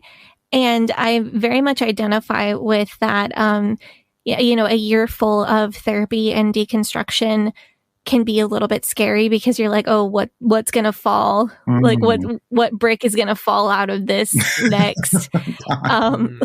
Yes, Like the therapy is next time actually I have one, scary and kind of hard. like the next time I have one of those deconstruction moments, what's it gonna be? Uh-huh. Is it gonna be something small, or is it gonna be one of those days? Is it You going to know, be Dinah. flying in a titty bar in Vegas? Because, oh my God, what's happening? Those deconstruction days happen. They do, but I it's think- okay because they are cumulative. Like, you grow from them. Yeah, it's such a bittersweet thing because it's so beneficial and it's so healing, and on the day of it is really rough. But I'm proud of you for saying that, and I think that I agree that you're just going to be in a fantastic place a year from now. You mentioned content that you are creating. Mm-hmm. Would you like to tell our listeners where they may find that? Sure. So I have a YouTube channel, which is just, it's Dinah House-Fire on YouTube, and you can follow me. I'm working on some stuff. I've done in the past a series of fast food / junk food, like comparison reviews that I like to think are pretty fun. And so I'm working on kind of a reimagining of that series. So that'll be on YouTube. I usually also share it on my Instagram, which is just at Dinah House-Fire. But yeah, you can find me there, and you can also find me on Twitter at Dinah House-Fire 1. And I say a lot of things on Twitter, so just wade through the silly and the sad and the crazy. Oh, we had to talk about Lucy and Graves' vest. I think that there was a bit of a conversation that ensued. Was it in the Facebook group? Yes. About basically Lucy and Graves, hot or not, and how much of his allure is due to his wardrobe choices, specifically if he's wearing his vest versus if he's not in his vest. And I think I come down on it's mostly the vest, because when he loses the vest, it's kind of like, oh no, you look like Steve Buscemi and Viggo Mortensen had a baby. It's very strange. So I have some questions about this. Okay. Are you saying that the vest has any kind of satanic power, or just that it is a quality fashion choice? Ooh, I didn't really anticipate the supernatural quality of the vest. I assume that the vest is just probably from like J. Crew or something.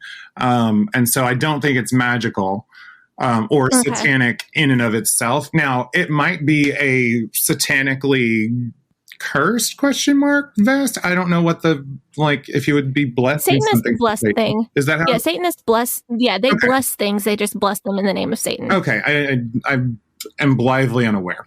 I don't think it's a blessed garment, because I assume he has a wardrobe full of them. Kind of. Yeah, but he's also the leader of the Church of Satan, or sorry, the Satanic Temple. God, don't shoot me. He's also the leader of the Satanic Temple, so he could probably get anything blessed that he wanted to get blessed. Is it by nature blessed because it's his, right? Like if that's a good theory. I would no, assume... that can't be.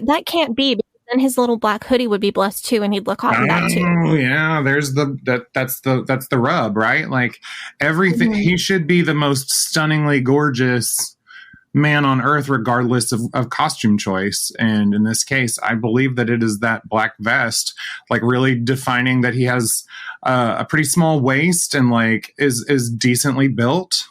Because his face is not doing anything for me, is what I'm really saying to you. See, I tend to really be attracted to unique faces. He does have like my husband broke his nose as a kid playing softball. Mm-hmm. And it's not way crooked, but his nose is definitely a little bit not straight. And I've always been attracted to people who have little quirks like that. Okay. So I think part of this may just be like, that's my type. Like, I like unique looking faces. Okay. I'll buy that. And that's fine. Because he's definitely got like the eye situation, scar situation going on, which makes his face quite distinctive. I just don't think he's like terribly attractive. I don't think he's ugly. I just don't think he's like remarkably attractive. Okay. So final follow-up question. if I put on a vest, would I be hot, or would I have to put on that vest? No, vests make you hot. Okay. I think that's I where don't I'm have any going with vests. this. It has to be a properly tailored vest. Like, it needs to hit right for your waist and hips, and the lapel needs to, like, it needs to happen in the right places. But yeah, I think vests are innately kind of sexy. They give you like a like Cast of the Mummy kind of a thing, right? Like, anyone in the Mummy could be wearing a vest at any moment, and they're all hot. Like, Okay. That's not something that I've thought about. Anyone in the Mummy could be wearing a vest at any moment. I mean, I suppose of the European characters. So my other goal for 2022 is get a vest. Oh, I love that. Get a well-tailored vest. Perfect. I'll take you to Valentina. Okay. She does great work. Name drop This on the seems like- pod. So in 2022, I am excited about getting a vest. I am excited about Chuck's first birthday, which is going to be fun. And I'm excited about talking about other cults on the podcast. We're going to not change our MO, but we're going to expand a little bit to talk about cults that are a little farther outside the IFB circle and compare that back to what we know about the IFB. Yeah, that is a big thing that we've got going forward. Because I remember when we did the AMA on Reddit, like specifically, people kept asking, like, is this a cult? Is this a cult? Is this a cult? Is this a cult? No, people were like, is the Catholic Church a cult? Is Mormonism a cult? Is Scientology a cult? Talk about Trump. Talk about QAnon. Like, that's... And then like, people tried to trip me up, like, oh, I'm a part of insert group here. Am I in a cult? I mean, the answer is yes if you have to ask. No, but like we've decided, like, we need to actually go in and talk about these things. And so the first episode that we've got coming out in 2022, so it's going to come out a week from when you're hearing this. I think that's like Monday. It's either the 3rd or the 4th or something of January. Is we are going to talk about the Branch Davidians and the siege at Waco. When it comes to cult stuff, like the first thing that people ever ask about when they hear about cult stuff is they ask about Waco or Scientology. Those are the two big ones that people like ask about. If I tell people, yeah, I'm on a podcast with my friend, she was raised in a cult, and they're like, oh, is it like Waco was she raised on a compound? Not exactly, but this is the one. I think this is an episode that we had on our list when we first started brainstorming for what we were going to do on this podcast, like a year and a half ago. We made a list of 100 potential topics. And one of them was the siege at Waco and the Branch Davidians. And if you liked what we did with the Andrea Yates episode, where we told the story just in a true crime sense of this is what happened, but then related it to my experiences in a cult and other cult experiences and tried to paint a fuller picture of what happened, that's exactly what we're going for when we talk about Waco. I thought that was really helpful and kind of illuminating, because I don't think I paid attention to the Andrea Yates situation when it was going on. I think I was like the wrong age or whatever. I just really wasn't anything that interested me, but I thought that was fascinating. So I think that'll be really interesting to have that particular kind of perspective. We got a lot of very positive comments on that one.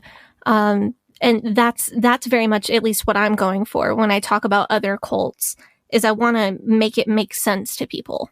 Yeah, if there's an episode that you really, really like, and like, you know, you're in our Facebook group, leave a comment and say, I really liked this episode. I really liked when you did this, because we see that. We're in there all day, and we see that comment and we say, oh, we should do another episode in that style. And we'll do it. So what are you excited about doing, Gavi, in 2022? So one of the things I'm extremely excited about, and this has been something that we've had in the cards for a while. One of our listeners sent us in the mail a copy of the IBLP Advanced Seminar, like the Bill Gothard IBLP Advanced Seminar. I glanced through it, and there was some nutty stuff in there. Sadie has actually been reading it. So we're going to do an episode where we are going to like go through that whole book and just, I don't know. Like, Sadie, what are we going to do with that? I'm going to try to find things that you don't typically hear, because I think there are things I'm actually holding the book because I was using it to prop up my computer for recording. I think it's huge.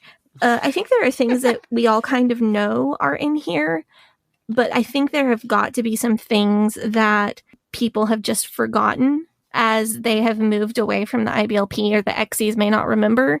And I want to go through and try to give an overview of not only the point of the whole book, which is a little bit difficult because this is Bill Gothard and he never seems to make a point. He kind of just rambles along, but that and maybe pick out some of the funnier, weirder things that don't often get talked about.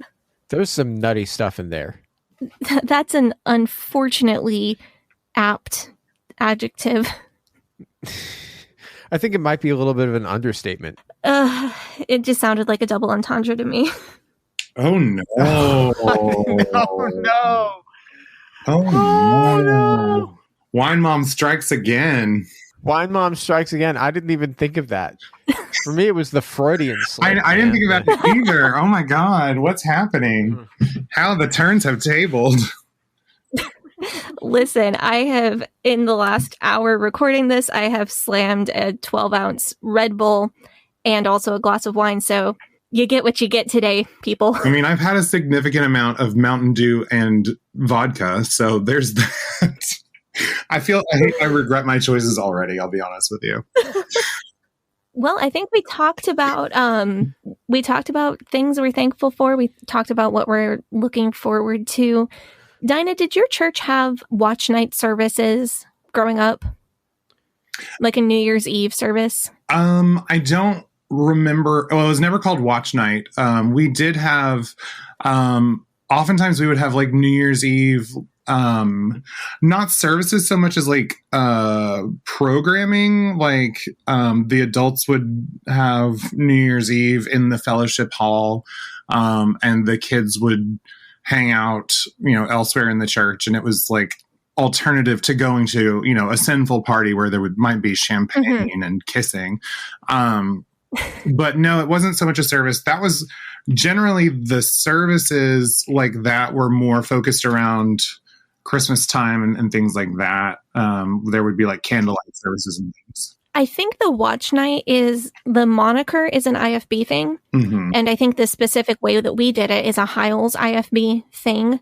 Okay. But I know a lot of churches did have some kind of don't go to a sinful party programming. Yes, for sure. I remember as a kid, we watched like, and this is I don't know why this popped up, but like, do you ever feel like you're the Long Island medium and you're just channeling your own consciousness? I don't know why this is coming through all of a sudden. But no, I remember one of those parties or one of those like New Year's Eve nights, and we watched like Free Willy. So that gives you kind of a sense of the time period, because it was the most innocuous movie that they could find for us. Because we didn't have... I wasn't allowed to watch that because it supports environmentalism. Wait, which movie? Free Willy.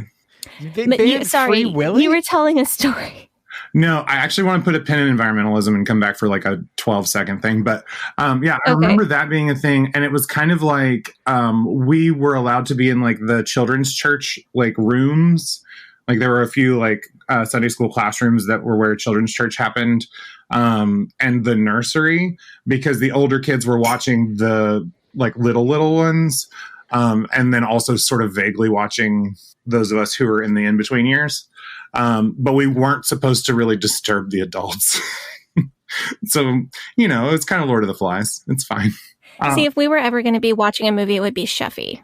Yeah. See, I never saw Sheffy. I've never seen Sheffy. I was not aware that it even existed. But I do remember when I was like in youth group age, we did a Disciple Now weekend, and we stayed at the home of one of the families, and they had one of those VCRs that like auto censored anything objectionable. And so, oh yeah, we had one of those. It was very strange. Wait, what is this technology? What? Yeah, so it's like a VCR, but as it is playing, I guess it pre-scans, and if there's any like words that you don't want it to say, it will alter them.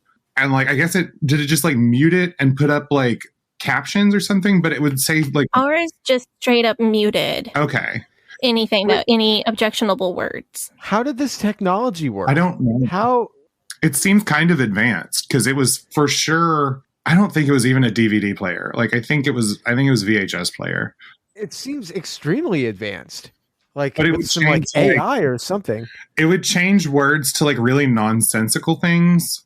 And maybe we were just watching it with captions on or whatever. But I remember like they used like the term walnut to replace dirty words. And it was like, and the words weren't even like really dirty. It was like, you know, darn or something, because it's not like we would have been watching anything objectionable, but super funny.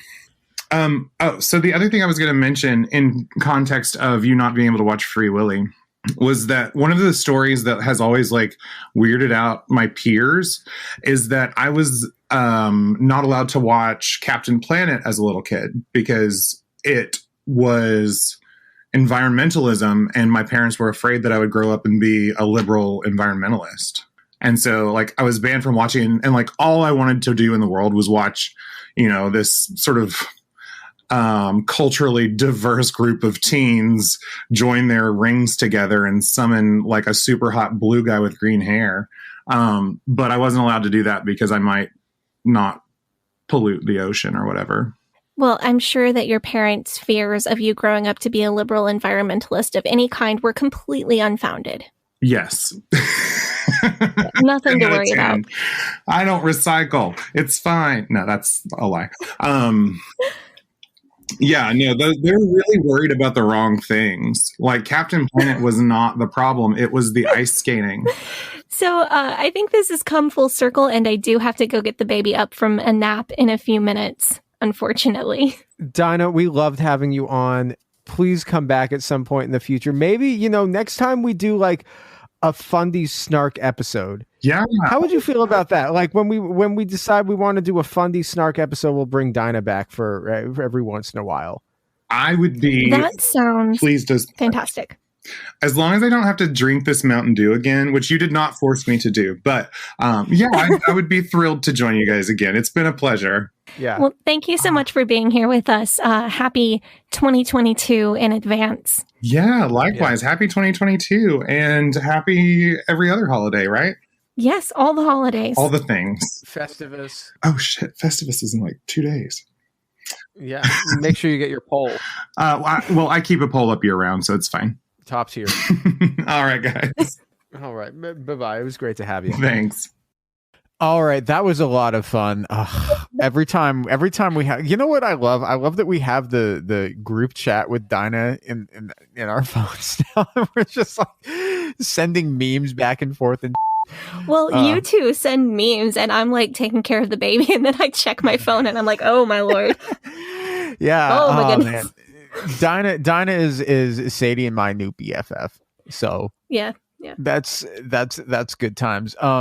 What are we going to talk about now? Okay, so the last thing that we would normally do in a watch night service is a good thing to end this podcast episode on.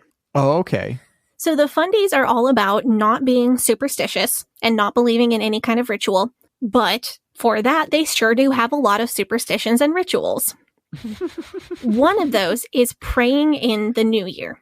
They believe that if you are praying when the clock strikes 12, that the new year will be blessed. So in my church, around 11:50 p.m., they would get everyone together to pray in the new year. Sadie, do you know who was really superstitious? Who? Nancy Reagan. Oh.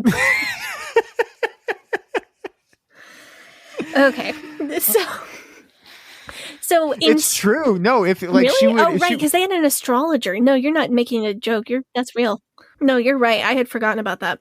So Fundies are also kind of superstitious, and the stricter churches will try to do an entire hour of prayer to pray in the new year.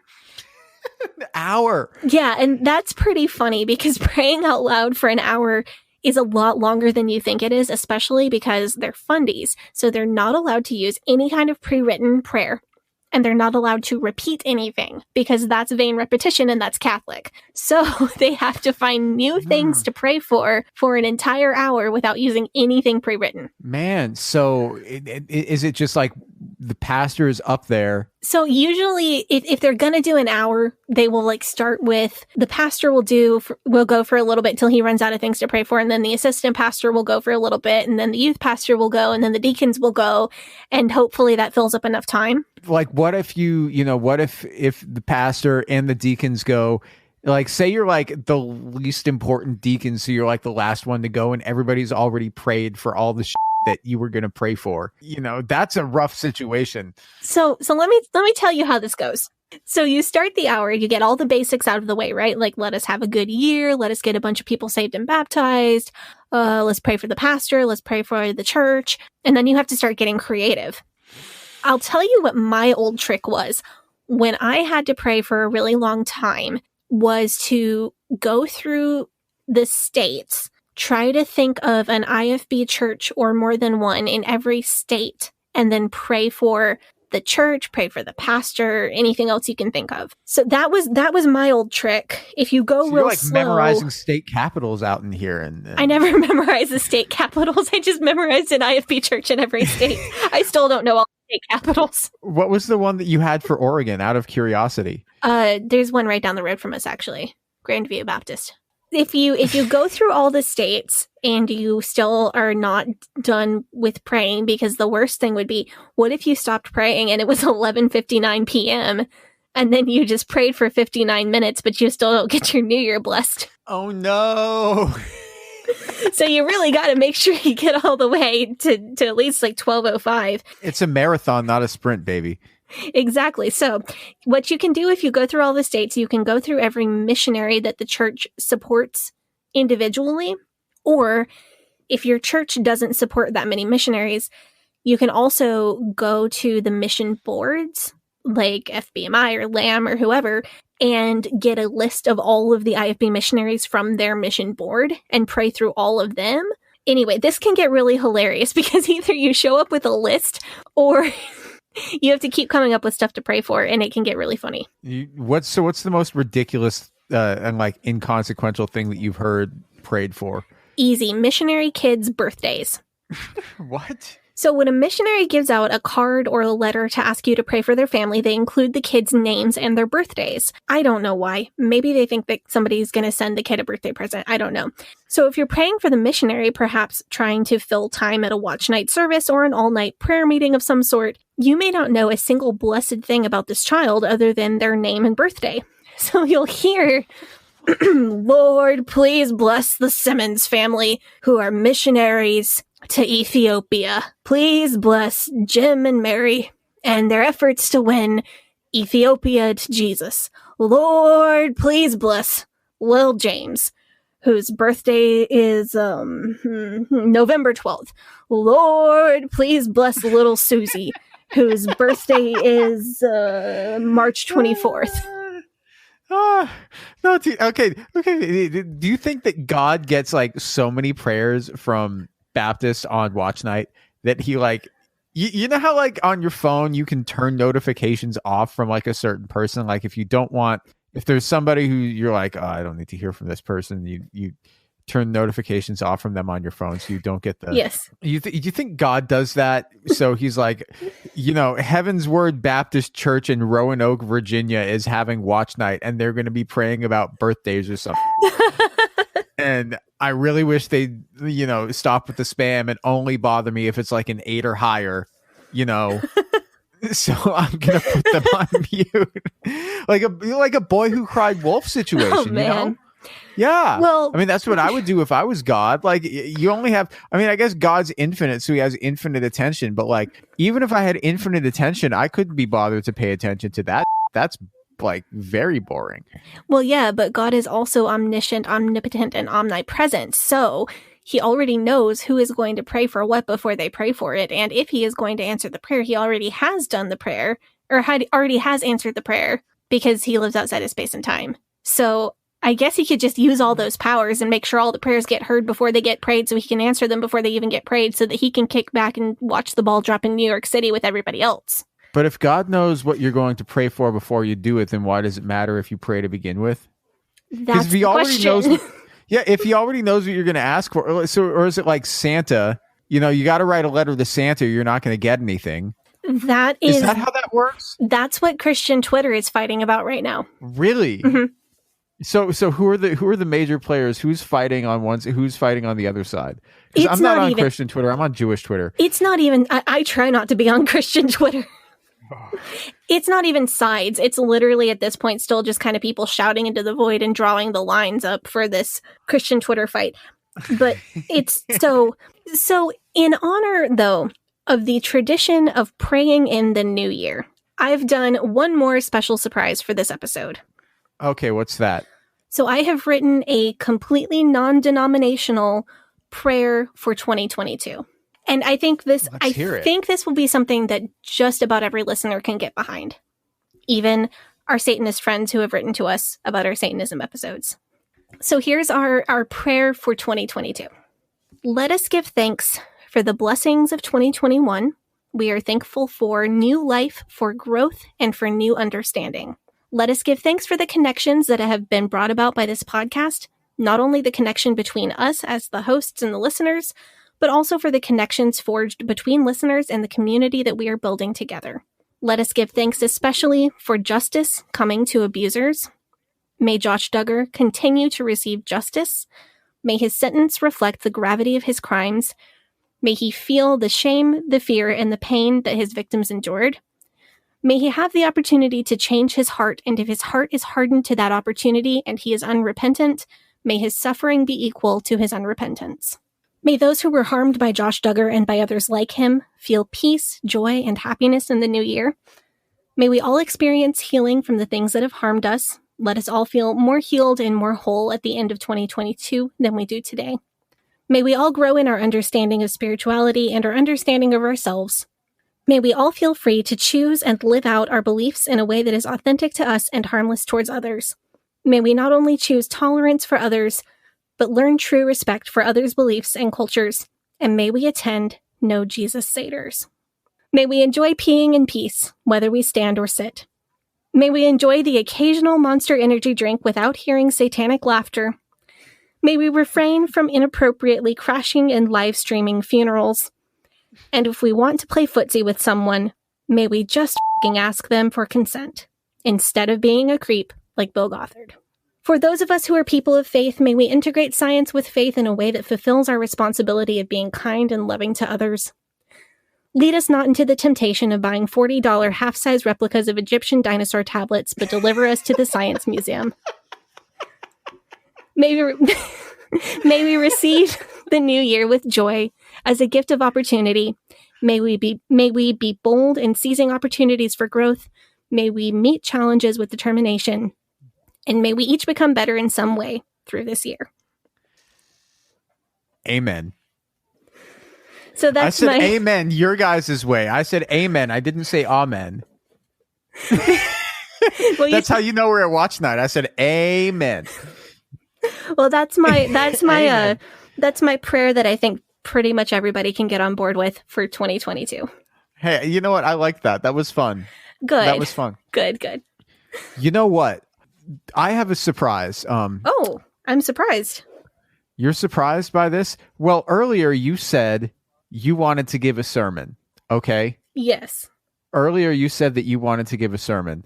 And now I think is the perfect time. If Sadie, do you want to give a sermon? Do you feel like now is the time? Because at watch night, I'm like so nervous.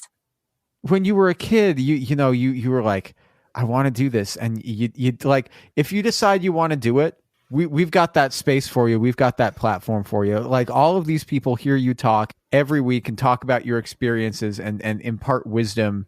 I know. I'm just like, I'm having like a religious trauma moment. Like I talk about religion on this show all the time, but I never say, oh, I'm the person who has a truth from God. And even doing it in a joking way is really hard. Well, don't think about it like a sermon. Think about it like imparting wisdom. Okay, I can do that. I do that all the time. Yeah. Okay. You do that all the time. Okay, let's try it that way. Cool.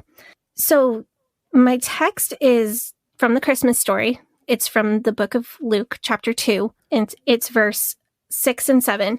And while they were there, the time came for her to be delivered, and she gave birth to her firstborn son, and wrapped him in swaddling clothes, and laid him in a manger, because there was no place for them at the inn. That's such a common story to hear around Christmas. And I've heard so many sermons over my life about why God ordained that when Jesus came to earth, he had to be born of a virgin. And I know that there are a lot of prophecies in the Old Testament that inform the Christian idea of this, specifically the one in Isaiah, I believe it's chapter 7, verse 14, which is contested, but I don't have time to get into that right now. I know that there's a lot of Christian theology behind the idea that Jesus had to be the perfect sacrifice, that he had to be sinless, and that having a man's DNA involved would spoil that. And there's so much theology and so many sermons get preached about that, but I was wondering lately why people ask that question so often, but seem to ignore the more obvious question of why Jesus had to be born at all. God could have chosen to bring Jesus into the world in infinite ways. He could have grown on the branch of a tree, or crash landed in a meteor like a pre-space age Superman, or simply appeared as a full adult. So we could argue that the experience of growing up as a human was part of Jesus' identity as fully human, fully God, being found in like manner as a man, etc. But that still doesn't answer the question, why birth? Why 9 months of pregnancy for Mary? Why labor? Why pain? Why risk? Birth has become more and more safe through the centuries, but even now it's not without risks. 1,500 years after the birth of Jesus, pregnancy was still considered the time to write your will or revise your will, because dying in childbirth was extremely common. So why would God choose a risky method for bringing his son into the world? St. Thomas Aquinas had a theory. He thought that God chose birth for bringing Jesus into the world to elevate both men and women, because Eve was made from Adam's rib without the involvement of a woman, so Jesus was made from a woman without a man's involvement, and it balanced that and made that full circle. Number 2, to balance the natural and the supernatural. And number 3, to help us believe in Jesus' nature as a human. And I think that those are perhaps some of the reasons that God chose a human birth as the avenue for Jesus' entrance into the world. But what became apparent to me is that birth was a deliberate choice on the part of God. And I wonder if there isn't a message or a lesson that we can learn from the fact that this is the method that God, who could do anything, chose to bring his son into the world. We can't know for sure the mind of God. We can't know exactly what the intentions were, but I think we can notice things that we are given in the information that we do have, and we can maybe learn something from the facts that we do know. It's a fact that God deliberately chose birth as the method of bringing Jesus into the world. It's a fact that birth is and was dangerous and messy, and it's an act of courage. Many people describe the day that they gave birth as the hardest day of their life, and many people also describe it as the best day of their life. It's a fact that birth is both momentous and extraordinary and significant, and also that birth is incredibly common. Everyone listening to this podcast has been born. According to the United Nations, about 385,000 babies are born every day. And the truth that I see when I look at these things is that God is present in the extraordinary, and God is present in the common. And I think that the presence of God literally coming to earth through birth, the most extraordinary and the most common thing, all at the same time, can really show us that God's presence is there with us on our extraordinary days and on our mundane days. I think sometimes we get so caught up in needing and searching for miracles that we want to sprinkle sparkly magic God dust all over everything in our lives, from getting a good parking space at Walmart to our favorite sports team winning. And I'm not challenging you to stop praying for a good parking space or to stop thanking God for the small things, because I think that gratitude's always good. But my challenge is to see God maybe a little bit less as a sparkly, magical, ethereal thing and more present in the daily miracles. See the God that chose birth to send the greatest miracle into this world. See the God that sent his son into a world that's surrounded by the smell of dirty farm animals, and see a God that's with you in the most extraordinary moments, but also in the most mundane. Wow. That was really good, Sadie. I'm so glad that you said that. I mean, I'm not even Christian, but you know. That was super hard. I'm like shaking and I feel like I'm going to die. No, you know what? That was a beautiful sentiment that you spoke. It seemed really abstract until I had a baby. And I think now you know. That makes it so much more real for me. Not just the story of the actual birth, but the idea of, thinking of Mary not just being this beautiful, pristine figure in a blue veil, holding her child while that dumb drummer boy wakes the baby up, but also the idea of Mary crying herself while she's trying to rock the kid to sleep, going, why is this kid not sleeping? And the reality of what birth and motherhood mean. And it's caused me to think a lot about, why did God choose that as the avenue? I think you should be really proud of yourself, because that was something that you said, you expressed that you were having a lot of difficulty, when you were younger, that you wanted to go up and speak your theology. Well, the last time I tried that, I literally couldn't do it. So at least that was better than the last time. Well, no, that was marvelous. That was so good. You did such a good job. Well, thank you so much. Yeah. I had thought of that was what I was going to say. And then I saw a tweet that was along the same lines. So I knew that God was confirming that was what I was supposed to do. It was a sign from God. Would you say that God put it on your heart? Yes. You prayed on it, and this is what God told you to do. Yes. But actually, right. Yeah. And there's nothing wrong with that. Hey, I really, you know what? I'm happy that you have your platform to speak that to so many people who are listening out here right now to this episode. Well, thank you for encouraging me to go for it. That was extremely helpful. I'm just glad that you had your opportunity to really say something that you believed in. Vindication for 15-year-old Sadie. Hey, you know what? That's all we want. It was half a lifetime ago, but here, Oh, ouch! Ouch! If she saw you now, she would look at you and she'd probably be proud of you. I wrote a short story about that. Wow. Okay, yeah. We'll have to. This is off topic, but it might go on the Patreon. I wrote a short story about me now. Well, it was me a couple of years ago, because that's when I wrote the story. But going back in time, and I described my day as a teenager and how me now would use what I know about my life as a teenager to catch teenage me at the right time and try to change the direction of my own life. It was fun. It was extremely healing. That would be a cool TV episode. Like if there was a TV show about your life, where I'm played by Drew Barrymore. Where you're played by Drew Barrymore. But old rolling river of time healed me in too many days. No regrets, no confusion, there'll be no pollution. I'm so thankful I've decided so thankful I decided